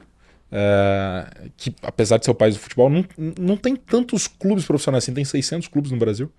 Então a gente pegou o início ali, o Renato teve essa visão Qual espetacular. clube que era? Chama Rio Branco. Tá. É o maior clube de futebol do Espírito Santo. De que série que é? A gente pegou sem série, pegou no estadual. Sim. E agora nós vamos pra série D do Brasileirão, pegamos vaga na Copa do Brasil, etc. A gente assumiu a gestão, o Renato, né, assumiu a gestão nesse ano, agora em 2024. Eu sou presidente do conselho, não me envolvo no dia a dia da empresa. O Renato é o CEO da SAF. É a única SAF que eu conheço que o empreendedor é também o principal executivo.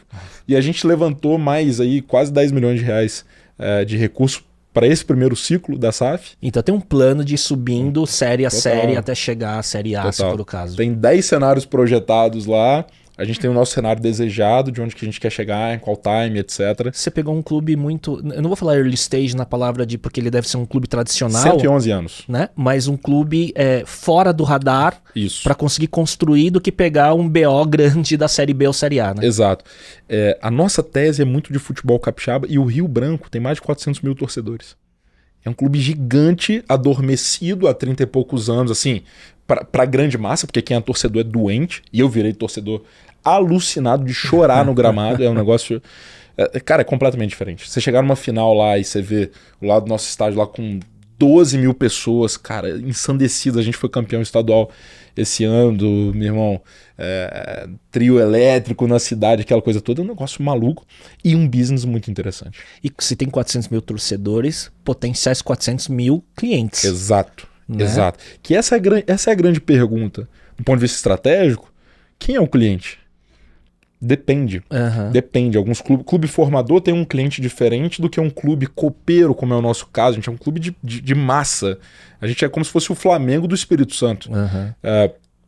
Então o nosso cliente é o torcedor. A gente tem que cuidar desses caras. A gente está todo momento olhando. Fortalecer a comunidade. Total. A gente entrou, tinha 20 sócios torcedores. Cara, hoje está com mais de 300 sócios torcedores. É pequeno. Pô, eu tive lá no Sul. No Juventude semana passada, o Juventude tem 8 mil sócios torcedores, o Juventude joga a Série A, tem 8 mil. Cara, a gente foi pra Série D agora, voltamos pra Série D agora, a gente tá com 300 e crescendo mês a mês, etc. Então tem muita coisa pra fazer. Então essa é a primeira parte, né?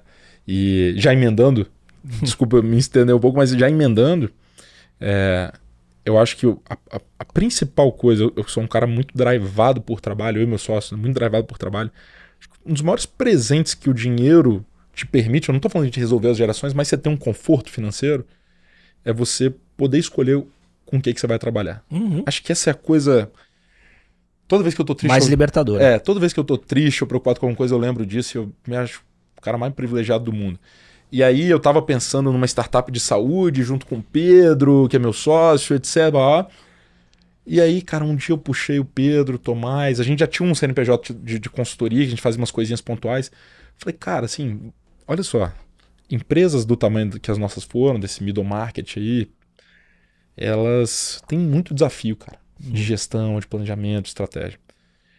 E, cara, modéstia à parte, a gente é bom nisso. Nossas empresas sobreviveram não foi pela tecnologia, não foi porque a gente, nossa, é os caras mais sinistros de fundraising. Não somos os caras aqui de São Paulo que estão todo dia com fundo de investimento. Elas sobreviveram pela nossa capacidade de entender a estratégia, entender que não é ser melhor do que ninguém, é ser único ali no que a gente for fazer, nossa capacidade de planejamento, tudo bem o dinheiro acabar, mas até para isso tem jeito certo, e nossa capacidade de gestão de fazer as coisas acontecerem. Pô, e se a gente trouxer isso, montar um negócio, focar nessa empresa?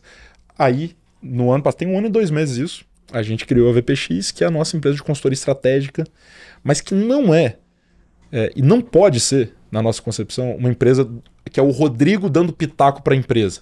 Bicho, eu tenho pavor, nada contra, mas eu tenho pavor de ser aquele ex-empreendedor pitaqueiro. Eu não quero ser isso. Nosso negócio é metodologia. Você quer criar um método e uma marca. Metodologia, marca, uma consultoria que escala, né, e que traz, de fato, o resultado ali para os clientes. Eu sei que isso é o papo comum, mas interiormente, bicho, tem que ser isso, né?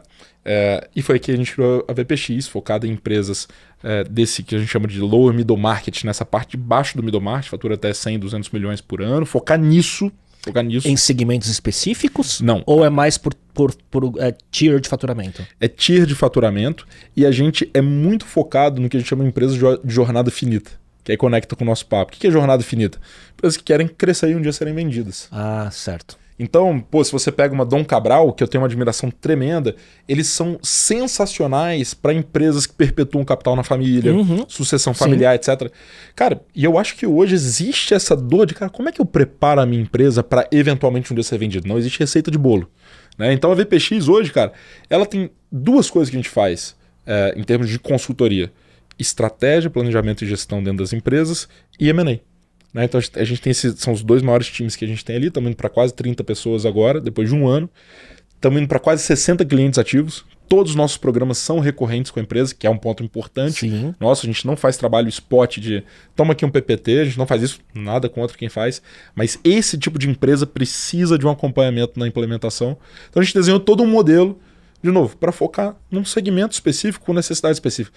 Vocês são melhores que a Falcone? Cara, eu nem tenho essa pretensão, eu nem acho que faz sentido essa pergunta. Mas você falou uma coisa muito, muito clara agora há pouco, que é como ser único, né? Então você não quer ser maior ou melhor, mas você quer ser único nessa proposta de valor. Total. Que é a essência da estratégia, né? A essência da estratégia não é ser melhor. Que eram os outros negócios também já, né? Exatamente. A essência da estratégia não é ser melhor do que ninguém. É a gente entender que ser único. Eu tenho brincado muito com a turma que, para mim, o Oceano Azul é coisa do passado. Primeiro que isso é uma ilusão nesse cenário de hipercompetitividade. E para mim é o filme da Globo lá, que se chama Lagoa Azul. Cara, você achar... Você quer o quê? Um oceanão. Ah, mas encontrei aqui uma corrente marítima. Bicho, mas tá cheio de tubarão, baleia aqui do lado. Qualquer hora pode entrar aqui e acabar com a brincadeira. Ou achar, às vezes, uma lagoa. O que é uma lagoa? Cara, é, às vezes, o interior do Espírito Santo, que tem um cara lá com uma rede de material de construção que construiu sua relação com os fornecedores, suas vantagens competitivas e que grandes redes não vão conseguir entrar. As redes de supermercadismo do Espírito Santo, nenhuma grande rede conseguiu entrar no Espírito Santo. Tô dando exemplo de lá porque eu conheço mais. Mas então, esse entendimento, cara, de... Eu não tô aqui para ser melhor do que ninguém. Essa não é a briga. Eu tô aqui para vencer. Isso é muito diferente. Vencer, escolher um segmento com dores específicas, eventualmente não atendidas, que eu possa atender esse cara melhor do que ninguém, com isso ganhar dinheiro. E que muitas vezes não é aquele negócio sexy. Não é exatamente esse exemplo que você falou, localizado, né, no interior de um estado que não está no grande centro, achou uma oportunidade, criou um ecossistema. Exato. Porque o que você está falando vem muito em linha com algumas coisas que eu já vi, né, de muita gente que é boa em criar negócio early stage e vender rápido, que é a habilidade de identificar onde que você tem essa lagoa azul, mas que está adjacente a um potencial aquisitor depois. Exato. Né? Eu tô perto, mas não perto o suficiente, mas que se eu começar a ter algum destaque, essa empresa ou esse ecossistema de empresas pode ter interesse em aquisição, não é isso? Total. Que inclusive é uma coisa que a gente sempre olha nas empresas que a gente atende. Se você quer um dia sair, hoje a gente já vai começar a pensar em teses. Sim. Quais são as teses? Merge of Equals, tem integração vertical, etc. Quem são os caras aqui e o que eles valorizam na hora de comprar uma empresa? Né? Então, a gente olha muito para isso. E você falou um negócio, cara, que eu sempre gosto de tocar assim. Negócio sexy. Negócio sexy. Você concorda que consultoria estratégica não é um negócio sexy? Não é um negócio sexy. Não é uma... E quando eu comecei a VPX, tive alguns amigos empreendedores, amigo de verdade mesmo, que eu sei que eles não falaram da boca para fora, que olharam e falaram assim, consultoria, Serviço. Cara. Porque acho que olharam sua trajetória e pensaram que o seu próximo passo era construir um unicórnio. É isso aí. E poderia ter sido também, mas eu olhei e falei, cara, eu acho que não é muito esse jogo que eu quero. E não é porque eu quero trabalhar menos, pelo contrário, acho que eu tô trabalhando mais do que nunca. Mas não é esse o único caminho. Se eu quero um dia vender minha empresa, não é esse o único caminho de fazer uma empresa ultra sexy. Pelo contrário. Tem muito M&A de empresa, assim, cara. Implementador de software. Sim. Que o cara bota 80 pau no bolso. E aí eu vejo, às vezes, a molecada, até clientes nossos, né? Ah, não, só vendo um dia que for por 100 milhões e tal. Você sabe quanto que faz diferença 5 milhões na sua conta, irmão? Você com 30 e pouco, você faz ideia do que isso muda a sua vida? Você faz ideia das oportunidades que você vai ter na sua vida? Porque você é jovem, sem se preocupar, cara, se você tem que agradar alguém, etc. Isso muda a vida, né? Quando você tira o problema, né, do pagar a conta do básico, não necessariamente você ter múltiplos dígitos, né? E você vai para a próxima jornada, né? Porque eu vejo que muito erro de jovem empreendedor é mirar no unicórnio ou na exceção. E a exceção é a exceção, né? Você consegue ter muito sucesso com múltiplos muito menores para te preparar para uma próxima oportunidade, né? Total.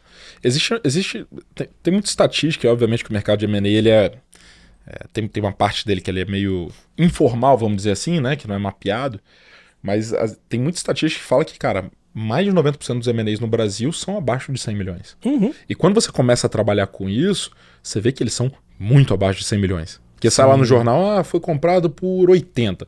Aí você vai entender a Vera, cara, foi pago à vista 15, 20, o resto é atrelado a metas, é o earnout. Sim. Então, até hoje, das minhas missões de vida, assim, cara, é trazer um pouco desse realismo pra galera, do que de fato é o M&A, das angústias que tem o M&A, e que nenhum dinheiro vem de graça, velho. Nenhum dinheiro vem de graça, né? Então, se o cara tá te antecipando fluxos de caixa, que é o valuation, né? Cara, você vai ter que entregar muita coisa, né? Vai ter que se comprometer a entregar muito. É legal isso, né? Porque você tem essa clareza do low mid market, né? Tirar esse lado sexy da coisa, trazer esse lado realista a partir da vivência, né? Para um público empreendedor que às vezes está preparado e às vezes não, porque deve chegar com sonhos inatingíveis. Às vezes eu vou te contar uma história. Em 2002 a 2006, eu e mais 2 sócios, a gente criou uma das primeiras tecnologias de voz sobre IP do Brasil, de VoIP, né? Numa época que o mundo corporativo B2B, Enterprise, estava começando a comprar infraestrutura da Cisco, da Nortel, da Avaya, para fazer conexão de centro de distribuição com loja e tudo mais, né? No intuito de fazer economia de custo de telecom, mas também de ter mais controle e digitalizar tudo, né? Daí a gente criou uma das primeiras plataformas baseada em open source, que era a Asterisk, e nós éramos uma empresa de 11 pessoas, que pivotou de uma empresa de software que eu tinha. Então a gente criou essa unidade de negócio, conseguiu fazer POC em todos os grandes varejistas, a gente criou um negócio muito bom, só que na hora de fechar o deal a gente não conseguia. Por quê? Porque naquela época, em 2002 e 2006, nenhum grande varejista ia colocar uma atividade de missão crítica, que era telecom, numa startup, né? E a gente estava self-funded, né? Tava com fundos próprios e tudo mais. Até o momento que a gente viu, vai acabar o dinheiro, a gente vai morrer. E qual foi a nossa saída? A gente viu adjacências, um amigo de faculdade do meu sócio na época, era sócio de uma das maiores empresas de automação de call centers na América Latina, e na época eles precisavam desenvolver uma solução de VoIP para pivotar o modelo deles. Eles compraram tempo comprando a nossa startup. Então a gente vendeu propriedade intelectual. Total. Né? A gente não vendeu base de clientes, a gente vendeu tempo para eles. Né? E daí foi integração, o sócio desenvolvedor foi para aquela empresa e a gente fez um exit de 7 dígitos, né? Mas que pagou a dívida que a gente tinha contraído e sobrou um pouco de dinheiro. Fora o aprendizado e os relacionamentos. Bicho, toda hora a gente achava que ia morrer. Não, chegava. A paz. Chegava um potencial aquisitor, dava errado. Cara, era uma montanha russa naquela época. Sim. A gente falou, vamos bater no muro daqui a pouco. Total. E eu gosto muito desse termo que você fala de adjacências, né? Sim. Isso é muito legal pra galera até pensar em casa. A gente faz muito isso nos nossos diagnósticos, né? Assim, você definir bem as suas fronteiras, o que você não faz, te ajuda muito bem no M&A. Uhum. Então, assim, cara... Pô, a Falcone, ela tá focada em empresas que faturam lá mais de 300 milhões por ano, tá? Vamos chutar. Eu declarar que eu não atuo nessas empresas é só um caso hipotético. Que eu não atuo nessas empresas, eu tô criando uma concorrência positiva, eu gosto de falar, né? Uhum. Que eventualmente um cara que me ligar, eu posso mandar ligar direto pra Falcone, pra Dom Cabral, entendendo, etc. E vice-versa. A gente tem essa relação com boutique de M&A, porque a gente faz M&As também nesse range de empresas. Então, às vezes, vem uns M&As de bilhão que eu vou lá e ligo para outras boutiques que atendem isso. E isso cria isso que eu chamo de competição positiva. Na hora de um M&A, isso pode ajudar o quê? Quando esse cara quer entrar no mercado adjacente, que é essa palavra que você usou que é muito legal. E até, acho que um ponto legal, cara, tinha conversado com o time. O primeiro passo de toda a consultoria que a gente faz, M&A, etc., é o diagnóstico. Que é justamente entender isso, onde está posicionado, se tem, não tem. E eu tinha colocado pro pessoal para os primeiros 5 que comentaram em qualquer lugar aqui do podcast, etc. Nós vamos fazer um diagnóstico de graça para essa galera, olhando para M&A, etc. Comentar Talks by Léo aqui Boa. no podcast, onde tiver, que a gente vai puxar para fazer esse diagnóstico aí para seus espectadores. Muito bom. Rodrigo, eu sou curioso também com características dos empreendedores para ver esses denominadores comuns, até os livros que tem aqui, podcast do Tim Ferriss, do Reid Hoffman, né, Master of Scale e tal. Com seus aprendizados, né, quais você acha, olhando para um autoconhecimento, quais são os seus principais skills que te diferenciaram nos seus negócios e quais skills não são nativos e que você complementa com seus sócios ou com mentores e tudo mais? Cara, essa pergunta é sinistra, né? Eu ouvi esses dias no Instagram, em algum lugar, e pode parecer muito bonito, mas não é tão bonito assim. Mas o lance de não ter o botão de desligar. Isso é um negócio que muitas vezes me faz mal. Uhum. Ele é bom e ruim ao mesmo tempo, né? Eu tenho um pouco desse mesmo botão. Eu olho e falo, cara, isso... Seja lá onde eu estou, isso me trouxe até aqui. Literalmente, o Tomás, que é meu sócio, que é sócio irmão, né? Ele fala, cara, você é o único cara que tem de verdade 24 horas num dia. Ele fala isso, né? Que acorda cedo, pega um voo, vai não sei aonde, faz a reunião de conselho, volta à noite jantar, vinho, dorme, ressaca, academia. Esse não ter o botão de desligar me trouxe até aqui, mas eu me preocupo se isso vai ser benéfico para eu continuar aqui. Exato. E um tema que eu trago às vezes aqui é longevidade, sabe, tudo mais, porque não sei se isso é perdurável por uma década, né? Não, eu achei, sinceramente, que eu não ia ter mais a fome. Hoje eu não ia ter mais a fome que eu tinha 5 anos atrás. Uhum. E me preocupou quando eu falei, eu tô com mais fome. Porque que o horizonte aumenta, né?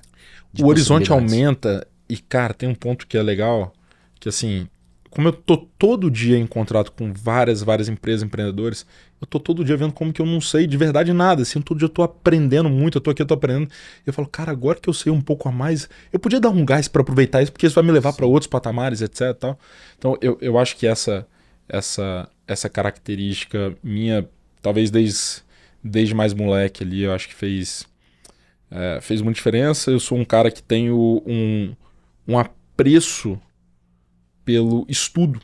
O estudo, eu tô falando do estudo mais formal mesmo, tá? Sentar na cadeira e estudar. Eu sou zero da linha de que faculdade é besteira. A faculdade me deu tudo que eu tenho, principalmente meu sócio, relacionamento. Eu gosto muito de estudar a parte técnica. Eu acho que isso me permitiu também, porque é um acelerador, né? Sim. Você estudar ali, etc. Formal e informal, com mentores e tudo mais, né? Exato. E acho que para fechar, né? Acho que a capacidade de me relacionar de verdade com as pessoas. Eu sou zero um cara assim de, sabe, de ir pra um lugar e ficar network, mas eu sou cara ali, bicho, de ter pessoas próximas de mim de verdade. Com mais profundidade. Ultra profundos, né? Então acho que essas são algumas características minhas. O que eu tive que complementar ao longo do tempo, cara? Organização. Eu não sou um cara organizado por essência. Então é onde eu coloco mais energia. Você é o que chamam do hustler no grupo de cofundadores, então. Pode ser, mas isso não me dá o direito de não me aprimorar em lugares onde eu acho que eu tenho que me aprimorar. De usar disso como muleta, né? Exato. Que eu acho que esse é o grande problema, né? Porque hoje fala assim, não sei quem é muito criativo. Eu sou assim, não vamos cobrar que ele seja analítico. Pô, peraí, cara. Não precisa ser o cara mais analítico do mundo, mas será que você não pode se esforçar um pouco? Então, eu sou tão psicopata com isso hoje, que se você pegar minha agenda, é milimetricamente desenhada. Hoje eu atrasei uns 3 minutos para chegar aqui em relação ao horário. Acho que 4, porque demoramos 1 minuto para abrir a porta. Exato. E na hora que eu saí, isso me incomodou tanto que eu falei com o meu time, falei, cara, temos que bloquear, antes desse tipo de coisa presencial, 30 minutos. E bloquear na agenda. Bloquear para mim é na agenda. Então meu almoço tá bloqueado lá. O horário de deslocamento pro aeroporto, o horário do embarque, etc. Então, não é muleta, pelo contrário. Se isso é importante... Porra, bicho, sim. Eu sou o CEO das minhas empresas desde que eu me entendo por gente. Se eu não for capaz de ser o dono da minha agenda, organizar, etc., ferrou. E eu sou um cara que faço muita coisa no meu dia, ultra ocupado na minha agenda, mas eu não sou corrido. Eu não sou aquele cara de... Ai, meu Deus, tô na correria. Ansioso. Tá aqui, mas tá com a cabeça em outro lugar. Né? Isso aí às vezes acontece, mas aquele ponto de assim... entrar numa reunião, achar que é normal entrar numa reunião do carro, eu não acho normal. Eu me sinto mal, cara. Às vezes acontece, é raro comigo acontecer, mas eu me sinto mal. Eu não acho que isso é normal. Eu acho que a gente pode ser super ocupado e ainda assim não tá na correria todo dia. Então isso é uma coisa que eu me esforcei muito, me esforço muito pra esse negócio assim, né? Eu tenho minha stackzinha lá de coisas que me ajudam a manter no trilho. Coisas que eu complemento com meu sócio, cara. Eu acho que a calma. Meus sócios, por essência, são caras muito mais calmos, caras que às vezes eu tô vendo uma bomba atômica e eles falam, cara, não é tão assim não. Eu acho isso fenomenal, a gente se equilibra muito nisso. Cara, eu acho, na verdade, que em cada posição que um tem ali nas empresas, o Renato como CEO lá no Rio Branco, ele tem uma profundidade, cara, na questão desportiva, etc, tal, que eu nunca vou ter.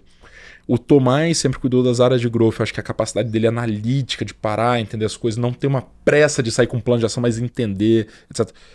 Nunca vou ter. O Pedro, a capacidade que ele tem, cara, de entender o problema, ouvir, escutar, traduzir isso em número, etc. O Caio dentro hoje, ele cuida de toda a parte financeira, estratégica das empresas. Então, eu acho que cada um deles tem complementaridade nas suas áreas e a ponto de me incomodar. E eu acho que esse é o nível. De me incomodar e falar, caraca, eu nunca vou conseguir nesse ponto ser igual a esses caras.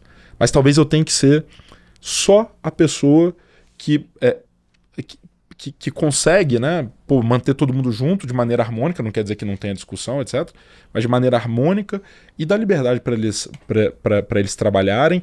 Isso não pode ser confundido com delargar, né? Sim, puta, com certeza. Tem muito, assim, vista grossa travestido de autonomia, sabe? Não é isso que eu gosto de fazer. Eu gosto de estar lá, entender, etc., mas preciso da autonomia, direcionamento claro, todo mundo ali, cara, ter suas metas, seus KPIs, porque essa é a forma mais justa de você dizer o que você espera, né? Então, mas eu acho que cada um deles me complementa tanto em soft skills quanto em hard skills, de uma maneira absurda, assim, cara. Sou privilegiado de trabalhar com todas essas pessoas, com o time todo também, né? Tem muito mais gente. Rodrigo, para você, qual é o peso na construção de negócio de 3 pontos? Cultura, estratégia e execução. A estratégia é o ponto zero. A cultura, né, ela é um desdobramento da estratégia. Então, a estratégia é o ponto zero. Eu diria que não dá para pensar em execução e não dá para pensar em cultura sem antes ter estratégia. Então, não vou me arriscar a colocar pesos numéricos, mas talvez... A ordem das coisas. A ordem, talvez a prioridade, tá? Talvez para quem tá vendo a gente em casa, o que é estratégia na essência, né, cara? É basicamente a gente posicionar uma empresa no mercado para que ela crie seus diferenciais e tenha retorno financeiro acima da média. Esse é o ponto. Né? Vou escolher um segmento de mercado, vou focar nele, baseado nisso eu crio meus diferenciais para esse público. Diferencial não quer dizer ser melhor, quer dizer às vezes simplesmente ser diferente, para que isso me traga um retorno que às vezes a gente esquece nas startups, para ter mais retorno financeiro, ganhar mais dinheiro. Né? Sim. Então, esse aqui é o ponto de partida, não é isso? Quando a gente fala de cultura, né, que a gente está falando aqui de artefatos, de valores e pressupostos. Isso aqui é um dos primeiros desdobramentos da estratégia. Né? A estratégia é tecnologia, processo, gente, cultura. Então, cultura é o próximo passo aqui desse negócio. Então, eu tenho que entender como que a gente vai se portar, não porque o Rodrigo gosta ou porque nós somos assim, mas para a estratégia da VPX. Qual é a vestimenta que a gente vai usar? Que Os códigos todos. Tô dando um exemplo esdrúxulo aqui, né, e super visual, mas aí a gente vai chegar nos pressupostos, que são o ponto mais profundo da cultura, que é o que as pessoas entendem que é permitido e o que é valorizado aqui dentro. Então, entrar em reuniões atrasado é permitido? Depende, como que eu tô me portando, como que meus sócios estão se portando. Entrar na reunião com camisa de clube de futebol, ainda que seja o nosso, é permitido ou não? Então, refletir essas coisas, ter uma discussão profunda, não essa discussão rasa de cultura que a gente tem visto ultimamente, de o que é valorizado aqui dentro que vai permitir a gente atingir a nossa estratégia deliberada. Acho que esse é o segundo passo. E só depois disso, posso adicionar um elemento? Claro. Planejamento. O pessoal tem muito essa descredibilização de falar que na prática a teoria é outra, planejamento sem execução não é nada. Cara, isso é mais óbvio do que o sol vai nascer amanhã. E não são excludentes, Você tem sim que ser muito bom de execução, mas executar bem o plano errado, cara, pode te levar contra a parede. Mais rápido, inclusive. Muito rápido. Muito rápido. Eu tava conversando com meu sócio ontem, eu falei, cara, não é cliente nosso, é uma outra empresa. Eu falei, cara, esses caras são tão bons de execução que eu fico preocupado. Porque se eles estiverem executando bem o plano errado, cara, eles estão acelerando Sim. contra a parede. Então, o planejamento eu acho que vem depois, que é uma camada, para quem não quiser imaginar planilhas, etc. Vamos pensar o que a gente vai executar? Só isso. Se você me disser que não faz sentido pensar antes de executar, aí a gente vai ter um problema de diálogo mesmo. Então, planejamento. Vamos pensar, vamos traduzir essa estratégia, essa cultura em premissas. O que isso vai possibilitar a gente ter de novos clientes, de receita, de custo, despesa, CAPEX, etc. Vamos colocar isso num papel, como se fosse aqui, não uma bola de cristal de adivinhar o que vai acontecer, planejamento não é isso, mas sim a gente tem uma bússola. Sim. Cara, é essa direção que a gente quer ir ali, ó. É só isso que a gente quer num planejamento. E aí depois a gente vem pra execução. Porque agora eu tenho uma estratégia, eu tenho uma cultura deliberada, eu tenho um plano e agora eu posso vir para a execução, né? Que eu gosto de chamar de execução estratégica, que não é só entregar resultado financeiro de curto prazo, mas executar aquela estratégia que foi deliberada, que isso entra numa outra camada, que não são só resultados financeiros, né? Sim. Eu tenho que olhar clientes, eu tenho que olhar processo, eu tenho que olhar também gente de cultura aqui dentro. Então essa seria... Nunca me fizeram essa pergunta, foi meio... fui falando enquanto pensando aqui, mas eu acho que, mesmo se eu pensar, seria essa ordem. Vai dar um bom corte, inclusive. Mas, você sabe que você é a segunda pessoa o meu episódio dessa semana do podcast, que sai na quinta-feira, foi com Christian Barbosa, que é um dos maiores, é o pioneiro em gestão do tempo e produtividade. Sim, Criou sim, o Tríade do Tempo Claro. e tudo mais. Ele mora nos Estados Unidos agora, gravou semana passada aqui e vai no ar na quinta-feira, né? E ele falou, cara... Esse negócio de falar, essa frase feita de cultura come estratégia no café da manhã, ele falou, eu não acredito. Porra, mais um, não era Ele só falou, e aí ele falou, cara, eu acho que a estratégia precede a cultura. Total. E é exatamente o que você falou. Total. Tecnicamente, se você for buscar literatura, isso acaba ficando muito claro. Muito claro. Então, vamos pegar só os expoentes, né? Todos os sistemas aí tem vários autores, etc. Mas de estratégia, eu acho que o grande expoente é o Porter, não é isso? E de cultura tem um cara que chama Ed Cachai. Quando você olha as duas coisas ali, pelo menos para mim fica muito claro. Primeiro eu tenho que ter uma estratégia que a gente chama de estratégia competitiva. Como que eu vou competir, no que eu vou ser único, etc. E as decisões do meu negócio têm que ser todas a favor dessa estratégia de criar esses diferenciais e fonte de vantagem competitiva. E a cultura é uma fonte de vantagem competitiva. Ela não é o diferencial em si, mas ela é uma fonte de vantagem competitiva, tá certo? Então, eu concordo muito, tive uma discussão boa com um sócio meu recentemente sobre isso, mas acho também que essas frases de efeito, que você até se questiona, peraí, alguém precisa comer alguém aqui nessa história? A estratégia de comer a cultura nessa Elas história? coexistem, né, na verdade. Elas são fundamentais. É a mesma história do planejamento e execução que eu falei, mas a gente gosta das frases de efeito e eu acho que aqui no Brasil, inclusive, acho que execução não é problema, cara. Pô, eu já atendi umas 80 empresas, velho, de dentro. Execução não é o problema, Não é cara. falta de resiliência, não é? Não é, cara. Mas é Pelo o passo contrário. atrás, né? Pelo contrário, tem uns empreendedores que eu olho, o cara tá em recuperação judicial, todo ferrado, etc. O cara abre o call com um sorriso na cara, fala, Rodrigo, tô super animado. Esse é o brasileiro empreendedor, né? Caraca. Não acho que é problema de execução. Pelo contrário, acho que a execução às vezes é o problema. Executar demais. Qual a sua visão de longo prazo para a VPX? Cara, a gente vai ser a principal consultoria para esse low e middle market aqui no Brasil. A gente quer chegar até 2028 em 500 clientes, 490 clientes pelo nosso BP lá. E se posicionar como realmente a empresa que entende e entrega soluções sob medida para esse cara que está no low e middle market e que tem essa expectativa na jornada finita, né? Então atender muito bem esse cara. Essa é a nossa visão. Eu acho que de uma maneira mais aspiracional, tá? Não vou falar de propósito, porque os conceitos divergem, mas de uma maneira mais aspiracional, sabe qual é o meu sonho? Toda vez que a gente faz um BP, planejamento financeiro da empresa, a gente coloca sempre duas provisões, em qualquer tamanho de empresa, jurídico e contabilidade. O meu sonho é que a gente tenha uma terceira, que é o estrategista. Uhum.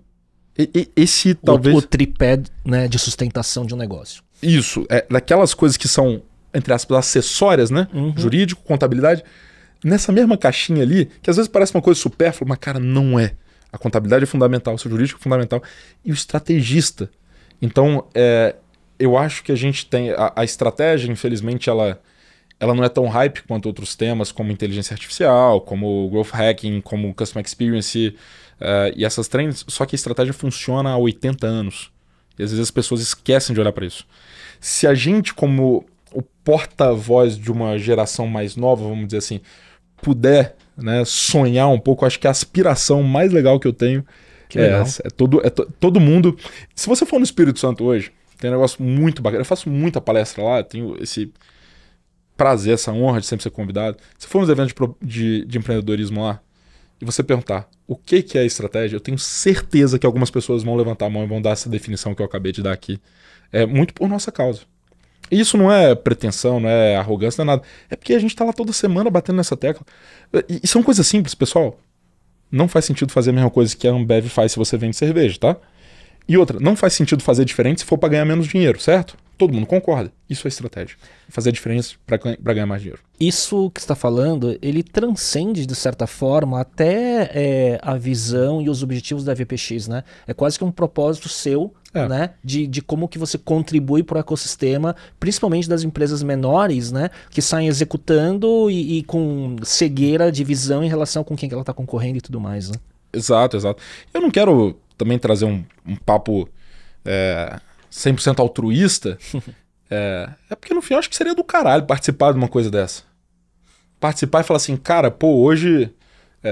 quando você entra nas empresas, no nível que a gente entra, que é de estruturar plano de contas da RE, você começa a entender o racional financeiro das empresas a fundo, você vê que falta estratégia em mais de 98% das empresas, sem sombra de dúvida. Você vê na DRE, né? Sem sombra de dúvidas. Então, quando eu tô falando de ter a linhazinha do estrategista, eu tô falando das empresas durarem mais. Sim. Eu tô falando de sair desse papo comum, as empresas morrem não sei quantos anos, etc. Tá bom, e você tá fazendo o quê pra esse negócio mudar? Sim. Sacou? Porque... Só repetindo a estatística do Sebrae. Só repetindo a estatística do Sebrae, contando o caso da Kodak sem profundidade nenhuma.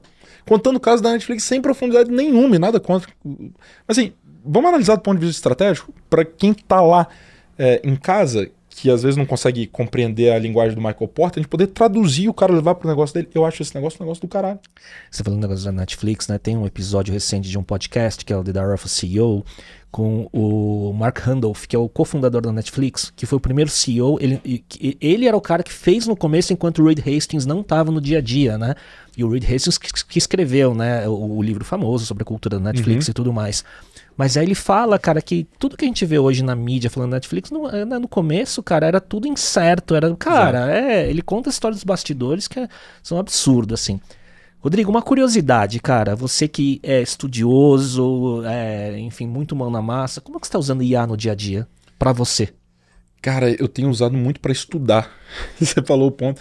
Eu gosto muito de estudar por ali, porque eu tenho, infelizmente, um desafio grande para ler livros. Eu li pouquíssimos, acho que não li 10 livros na minha vida.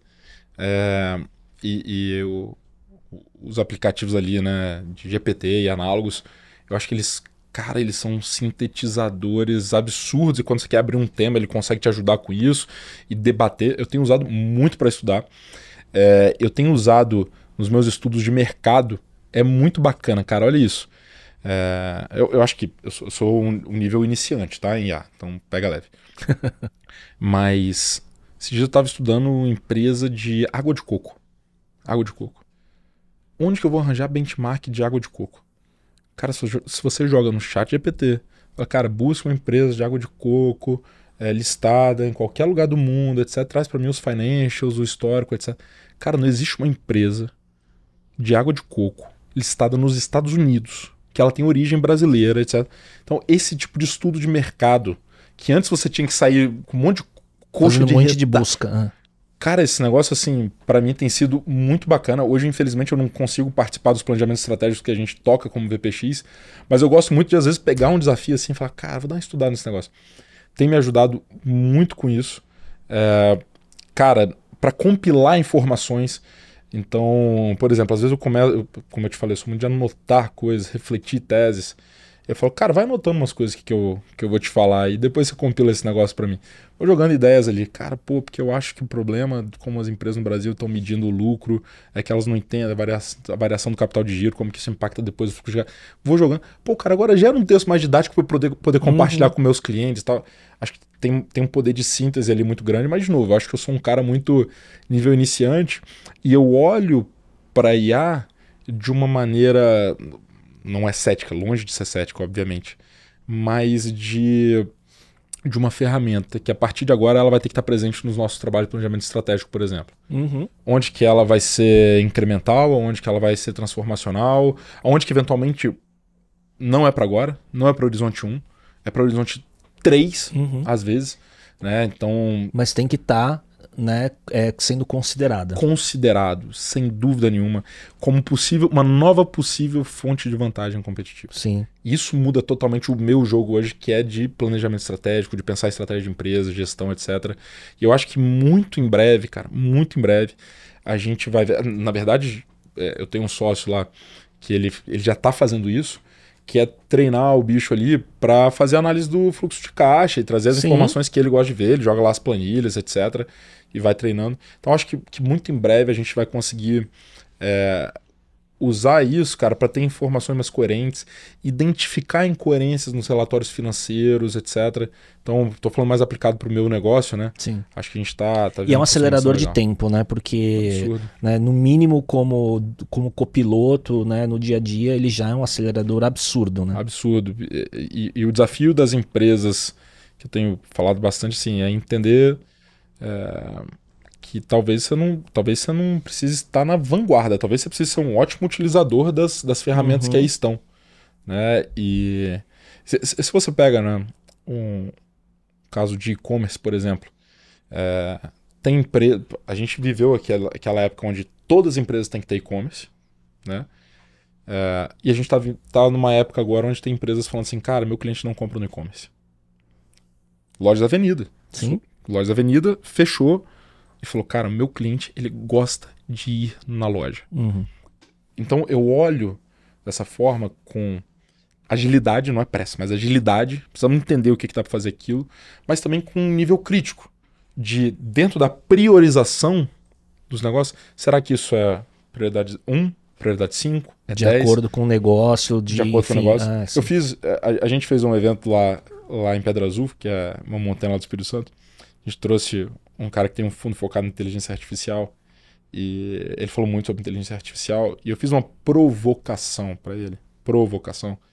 Que ele falou, cara, acho que todo mundo tinha que estudar inteligência artificial e tudo, etc. Eu falei, cara, sem dúvida nenhuma. Mas você não acha que umas empresas mais do que as outras... acho que 9 em cada 10 empresários que eu conheço não conseguem explicar a diferença de lucro líquido para fluxo de caixa. Eu não estou dizendo que isso seja mais importante ou menos importante. A única coisa que eu gosto de trazer tem um universo de coisas a serem estudadas. Você tem que entender para o seu negócio qual é a prioridade delas. Nem que a gente vivesse 200 anos, a gente ia conseguir estudar tudo.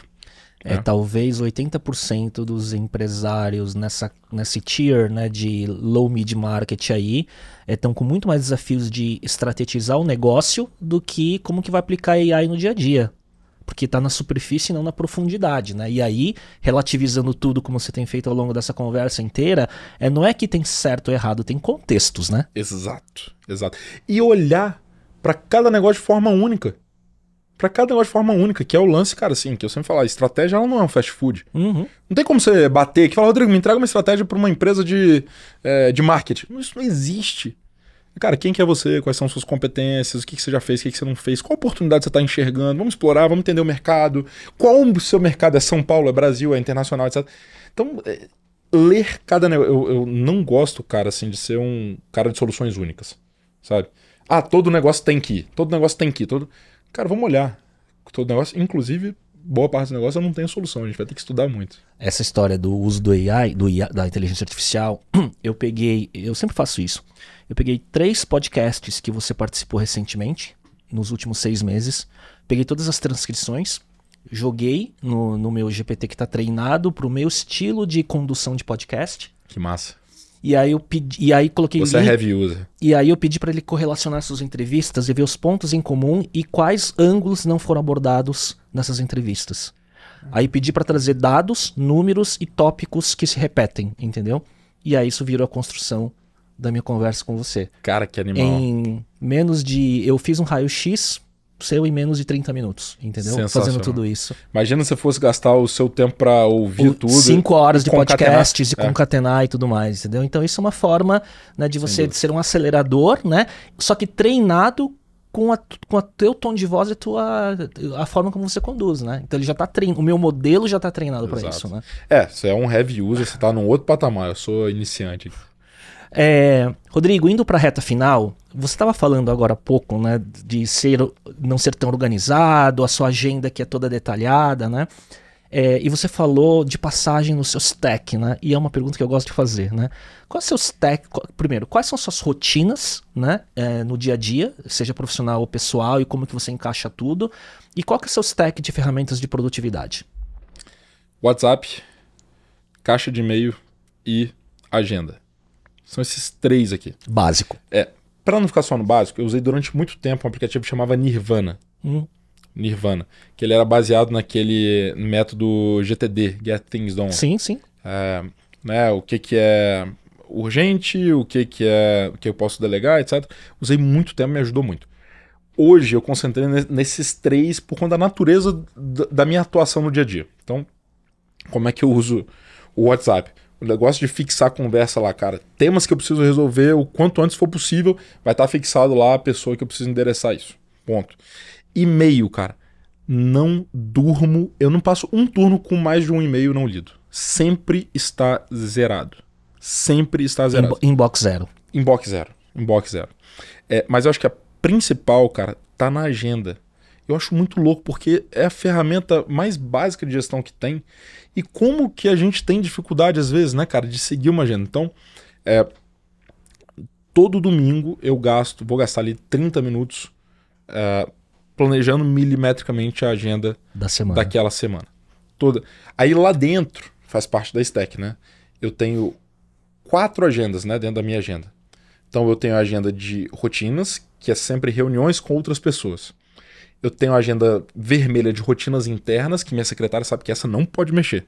É vermelhinho lá. São aquelas que se repetem toda semana. Reunião de indicadores, reunião de vendas, etc. Todas internas, né? Eu tenho a que eu chamo de Focus. A Focus é eu e eu mesmo. Verdinha lá. Então que eu vou parar. Produzir, estudar. Produzir, vou fazer uma palestra, etc. E eu tenho a agenda rotinha, que é o FUP. Que é, cara, preciso fazer um follow-up, seja de vendas ou seja de cobrar alguém do time, etc. Então, eu divido isso lá dentro e hoje o meu combinado comigo mesmo é tudo que eu tenho para fazer tem que estar lá dentro. Eu não olho a agenda antes de começar o dia, porque eu acho que isso aqui é muito perigoso você se questionar se tem que fazer alguma coisa. Então, eu acordo... E a mente começa a ficar pensando nos compromissos. Então, eu acordo e falo, cara, beleza, qual que é o próximo compromisso? Qual que é o próximo compromisso? Um por um.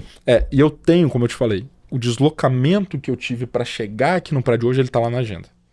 Então, sempre o próximo compromisso, ele tá dimensionado para eu conseguir cumprir ele. Mas no final do dia, eu tenho essa rotina de passar o dia todo e olhar, cara, eu fiz tudo. Ontem, por exemplo, eu não consegui fazer uma agenda Focus, que era eu com eu mesmo, prioridade menor, então eu transferi ela para amanhã, né?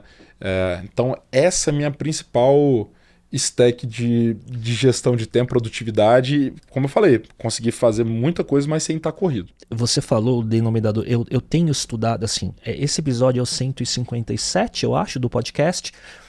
Só que do meu primeiro podcast, 2010, 2015, da 2015 foram mais de 120, talvez. Então já tem um inventário grande de ver que o denominador comum dos empreendedores high performers é agenda. Agenda. E mais do que lista de tarefa, porque lista de tarefa você não consegue aferir tempo, né? Então, e existe hoje, eu já falei isso em mais de um episódio recente aqui, quando se fala sobre agenda e esse método de colocar tudo na agenda, tem um framework que chama Zero Based Calendar, que é um método que você coloca tudo no calendário, deslocamento, ligar pra mãe... descanso, academia. Então, você coloca tudo no tempo da agenda, né? E tem um método para fazer isso, que é exatamente isso de uma forma frameworkizada. Que legal, que legal. Não sabia. Enfim, levei 8 anos, poderia ter talvez em um mês, né? Exato. ter aprendido. Mas é isso mesmo, cara. E eu acho que não tem segredo, bicho. Organizar, executar ali durante o dia que foi planejado. E tem um lance muito importante, cara, que eu aprendi, que é assim: você precisa, a sua cabeça, para ela viver em paz, ela precisa ter convicção de que tudo que você tem para fazer tá em algum lugar. Sim, e aí vai pro GTD, que eu estudei há mais de uma década, David Allen, que é tirar da cabeça tudo. É isso aí. Né? Então você tem que ter seus repositórios, suas ferramentas. É isso aí. Para mim, esse é o grande aprendizado do GTD. É deixar a cabeça limpa para executar o que você tem naquele momento. E não ter que ficar lembrando das coisas que você tem que fazer, né? Lembrar não é o problema. O problema é você falar assim: meu Deus, eu acho que eu tenho alguma coisa para fazer. Sim. Isso Gera acaba, ansiedade. Isso acaba com a cabeça da pessoa, né? Então é basicamente isso. Não tem muito segredo, não, né? É o básico bem feito, mas tem método. É isso aí. Que hobbies que você tem pra recarregar a bateria? Se tem hobby em 24 horas aí? Cara, tem. Não, tem, cara. Eu acho assim. Jogar tênis hoje tem sido o meu momento de, cara, conseguir de fato desligar. É o momento que eu consigo desligar o botão. Que eu realmente tô eu, e que esporte difícil, né, cara, que é o tênis. Eu fico puto, tem dia que eu falo que eu vou desistir, que eu vou parar, brigo com o professor, etc. Mas é um momento que eu não tô preocupado com o celular. Academia não, academia eu faço, bicho, o que tá acontecendo, etc. Não é um negócio tão prazeroso, mas faço. Pra mim é obrigação. O tênis hoje é o meu hobby, que eu consigo unir ali também meus amigos, aquela resenha boa. Não precisa de 11 que nem futebol, né? Não, exato, é um brother. Cara, tem uma outra coisa que eu gosto muito de fazer, que é cozinhar. Por algum motivo eu gosto, e também me dá uma desligada, porque eu acho que na cozinha, né, você tem aquele negócio de, meu irmão, ter tanta coisa acontecendo ao mesmo tempo, etc. Eu adoro cozinhar e fazer churrasco assim, cara, é um hobby que eu tenho bacana. E, porra, eu acho que pra finalizar, vai parecer forçado, vai soar forçado, mas a Marcela, que tá aqui do meu time, ela sabe que esse dia eu falei isso meio sem querer. Trabalhar pra mim é um hobby. O que também é um perigo de vez em quando. Sim. Porque não tem fim. É uma zona de conforto pra mim. Eu falei com ela, eu falei... pô, trabalhar deve ser ruim demais, né? E ela me olhou assustada, assim... Não, pô. Eu gosto aqui do nosso trabalho. Falei, isso aqui não é trabalho. Isso aqui não é trabalho. Então, eu tenho, de fato, esse hobby, e que, de novo, soa muito mais bonito do que é. Não, bucha todo dia, mas você tá conectado com os seus propósitos e o que você, enfim... E pra mim o mais importante, cara, eu tô conectado com as pessoas que eu amo. Às vezes dá raiva, dá vontade de... Sim. Mas são as pessoas que eu amo, que eu me importo, que eu tenho tesão de ver todos os dias, sacou?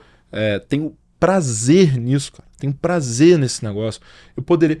Pô, bicho, quando eu saí da Zite, eu tava trabalhando só com conselho, comecei a fazer umas turminhas de mentoria. Cara, eu tava fazendo assim por mês, na conta, 6 dígitos por mês e tal, assim. Cara, chega uma hora que você fala assim, pô, velho, que saudade de ter aqueles problemas.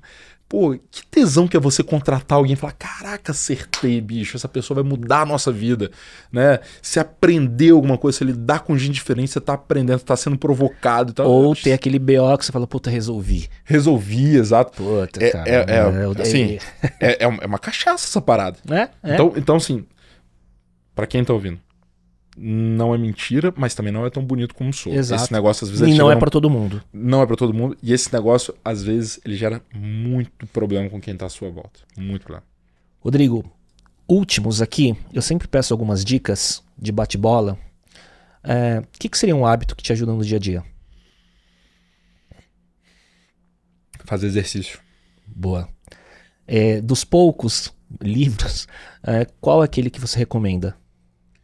Eu recomendo um livro chamado Entendendo Michael Porter. É um livro sobre estratégia escrito por uma aluna do Michael Porter. Legal, ela dando a perspectiva dela sobre os aprendizados é fenomenal. É quase melhor do que o do próprio Michael Porter. Muito bom. Que conteúdos você tem consumido e você indicaria, seja podcast, filme, série? Meus sócios. Estar com eles ali é Olha o conteúdo. Só. Perguntar, a resenha com sócios. Ligar, tirar dúvida. Os meus sócios, eles sabem infinitamente mais coisas do que eu. Você tem que fazer um podcast com seus sócios, então, Precisamos fazer uma mesa dessa. Aqui, ó. Botar todo mundo aqui. Mas, cara, eu falei, né? Eu tô consumindo muita coisa com o GPT. quando eu vou pra academia sozinho, eu sempre ouço um podcast. E eu tenho uma técnica, eu sei que é um bate-bola, jogo rápido, mas uma técnica de microleitura. Então eu tenho muito livro comprado, porque às vezes eu tô com uma dúvida específica, por exemplo, sobre valuation. Cara, sobre calcular a taxa de desconto, etc. E, cara, qual que é esse livro aqui? Eu vou lá e leio um capítulo daquele livro. Eu falo que é gestão de conhecimento pela fome. Sentir fome de alguma coisa, eu vou lá e eu como aquele negócio e trago pra dentro de casa. Cara, o Christian Barbosa também, que é, de novo, mestre em produtividade, ele falou, cara, nos tempos de hoje, você não precisa ter peso na consciência. Se você comprou um livro e leu só um capítulo que era aquilo que você precisava. Caraca, eu preciso você conhecer tá na vanguarda, né, cara, da produtividade intuitiva. Eu só arranjo umas desculpas pra justificar meus erros. Tem alguma frase que te marca ou tá no topo da tua cabeça? Ou que te representa? Cara, tem uma frase que até muita gente associa a mim, mas não é minha, quem dera, que é o nada resiste ao trabalho. E falo isso, não começa de mim, meu pai veio de uma infância de bicho passar fome e foi um cara que construiu uma vida muito legal, pautada em trabalhar muito. Eu sempre vi meu pai trabalhando no final de semana, sempre vi meu pai trabalhando mais no verão, porque tem empresa de administração de condomínio numa cidade turística, então a gente nunca teve férias de viajar em verão, etc. E, cara, eu acho que as maiores angústias e inseguranças que eu tive na minha vida, na minha adolescência, como qualquer outra pessoa tem, eu superei trabalhando. Muito legal, cara. E eu tenho a certeza, assim, que mal começou a jornada aí, né? Mas nem começou mesmo. Mas nem começou o mesmo. tanque tá cheio ainda. Cara, completamente cheio. Acho que com mais vontade do que nunca. Com mais certeza da minha ignorância frente a todo esse conhecimento que tá disponível. Mas, cara, com muita gente valiosa realmente conectada comigo. Então eu acho que isso é o que me motiva mais, que me dá mais ânimo, assim, né, cara, pelos próximos anos, mas também curtindo cada problema que eu tenho hoje. Cara, eu tenho uma viagem marcada pra Europa no final do mês. Eu não quero que chegue logo, velho. Eu quero viver aqui os problemas de hoje, quero viver o podcast hoje aqui com você, etc. Enfim, eventos recentes me fizeram valorizar cada vez mais, bicho, cada probleminha, cada merdinha que acontece no dia a dia. Que tesão isso. Rodrigo, obrigado pela presença, cara. Foi um baita bate-papo, foi muito bacana, cara. Eu que agradeço pelo espaço, pelo bate-papo, pelas perguntas inteligentes, fugindo do padrão. Não sei se foi o GPT que ajudou muito, mas... Foi aqui. Não, foi muito bacana. Espero que o pessoal em casa tenha gostado também. E com certeza, cara. E para essa audiência, né, que é um público de empreendedores, executivos, C-level, muitos founders, investidores e tal... com certeza é uma história que, apesar de você ter participado de outros podcasts, não foi contada de ponta a ponta. Eu acho que tem muita gente que tem curiosidade em conhecer essa história. Rodrigo, obrigado. Eu que agradeço. Agradecer a audiência que chegou até aqui. A gente volta no próximo episódio. Tchau, tchau.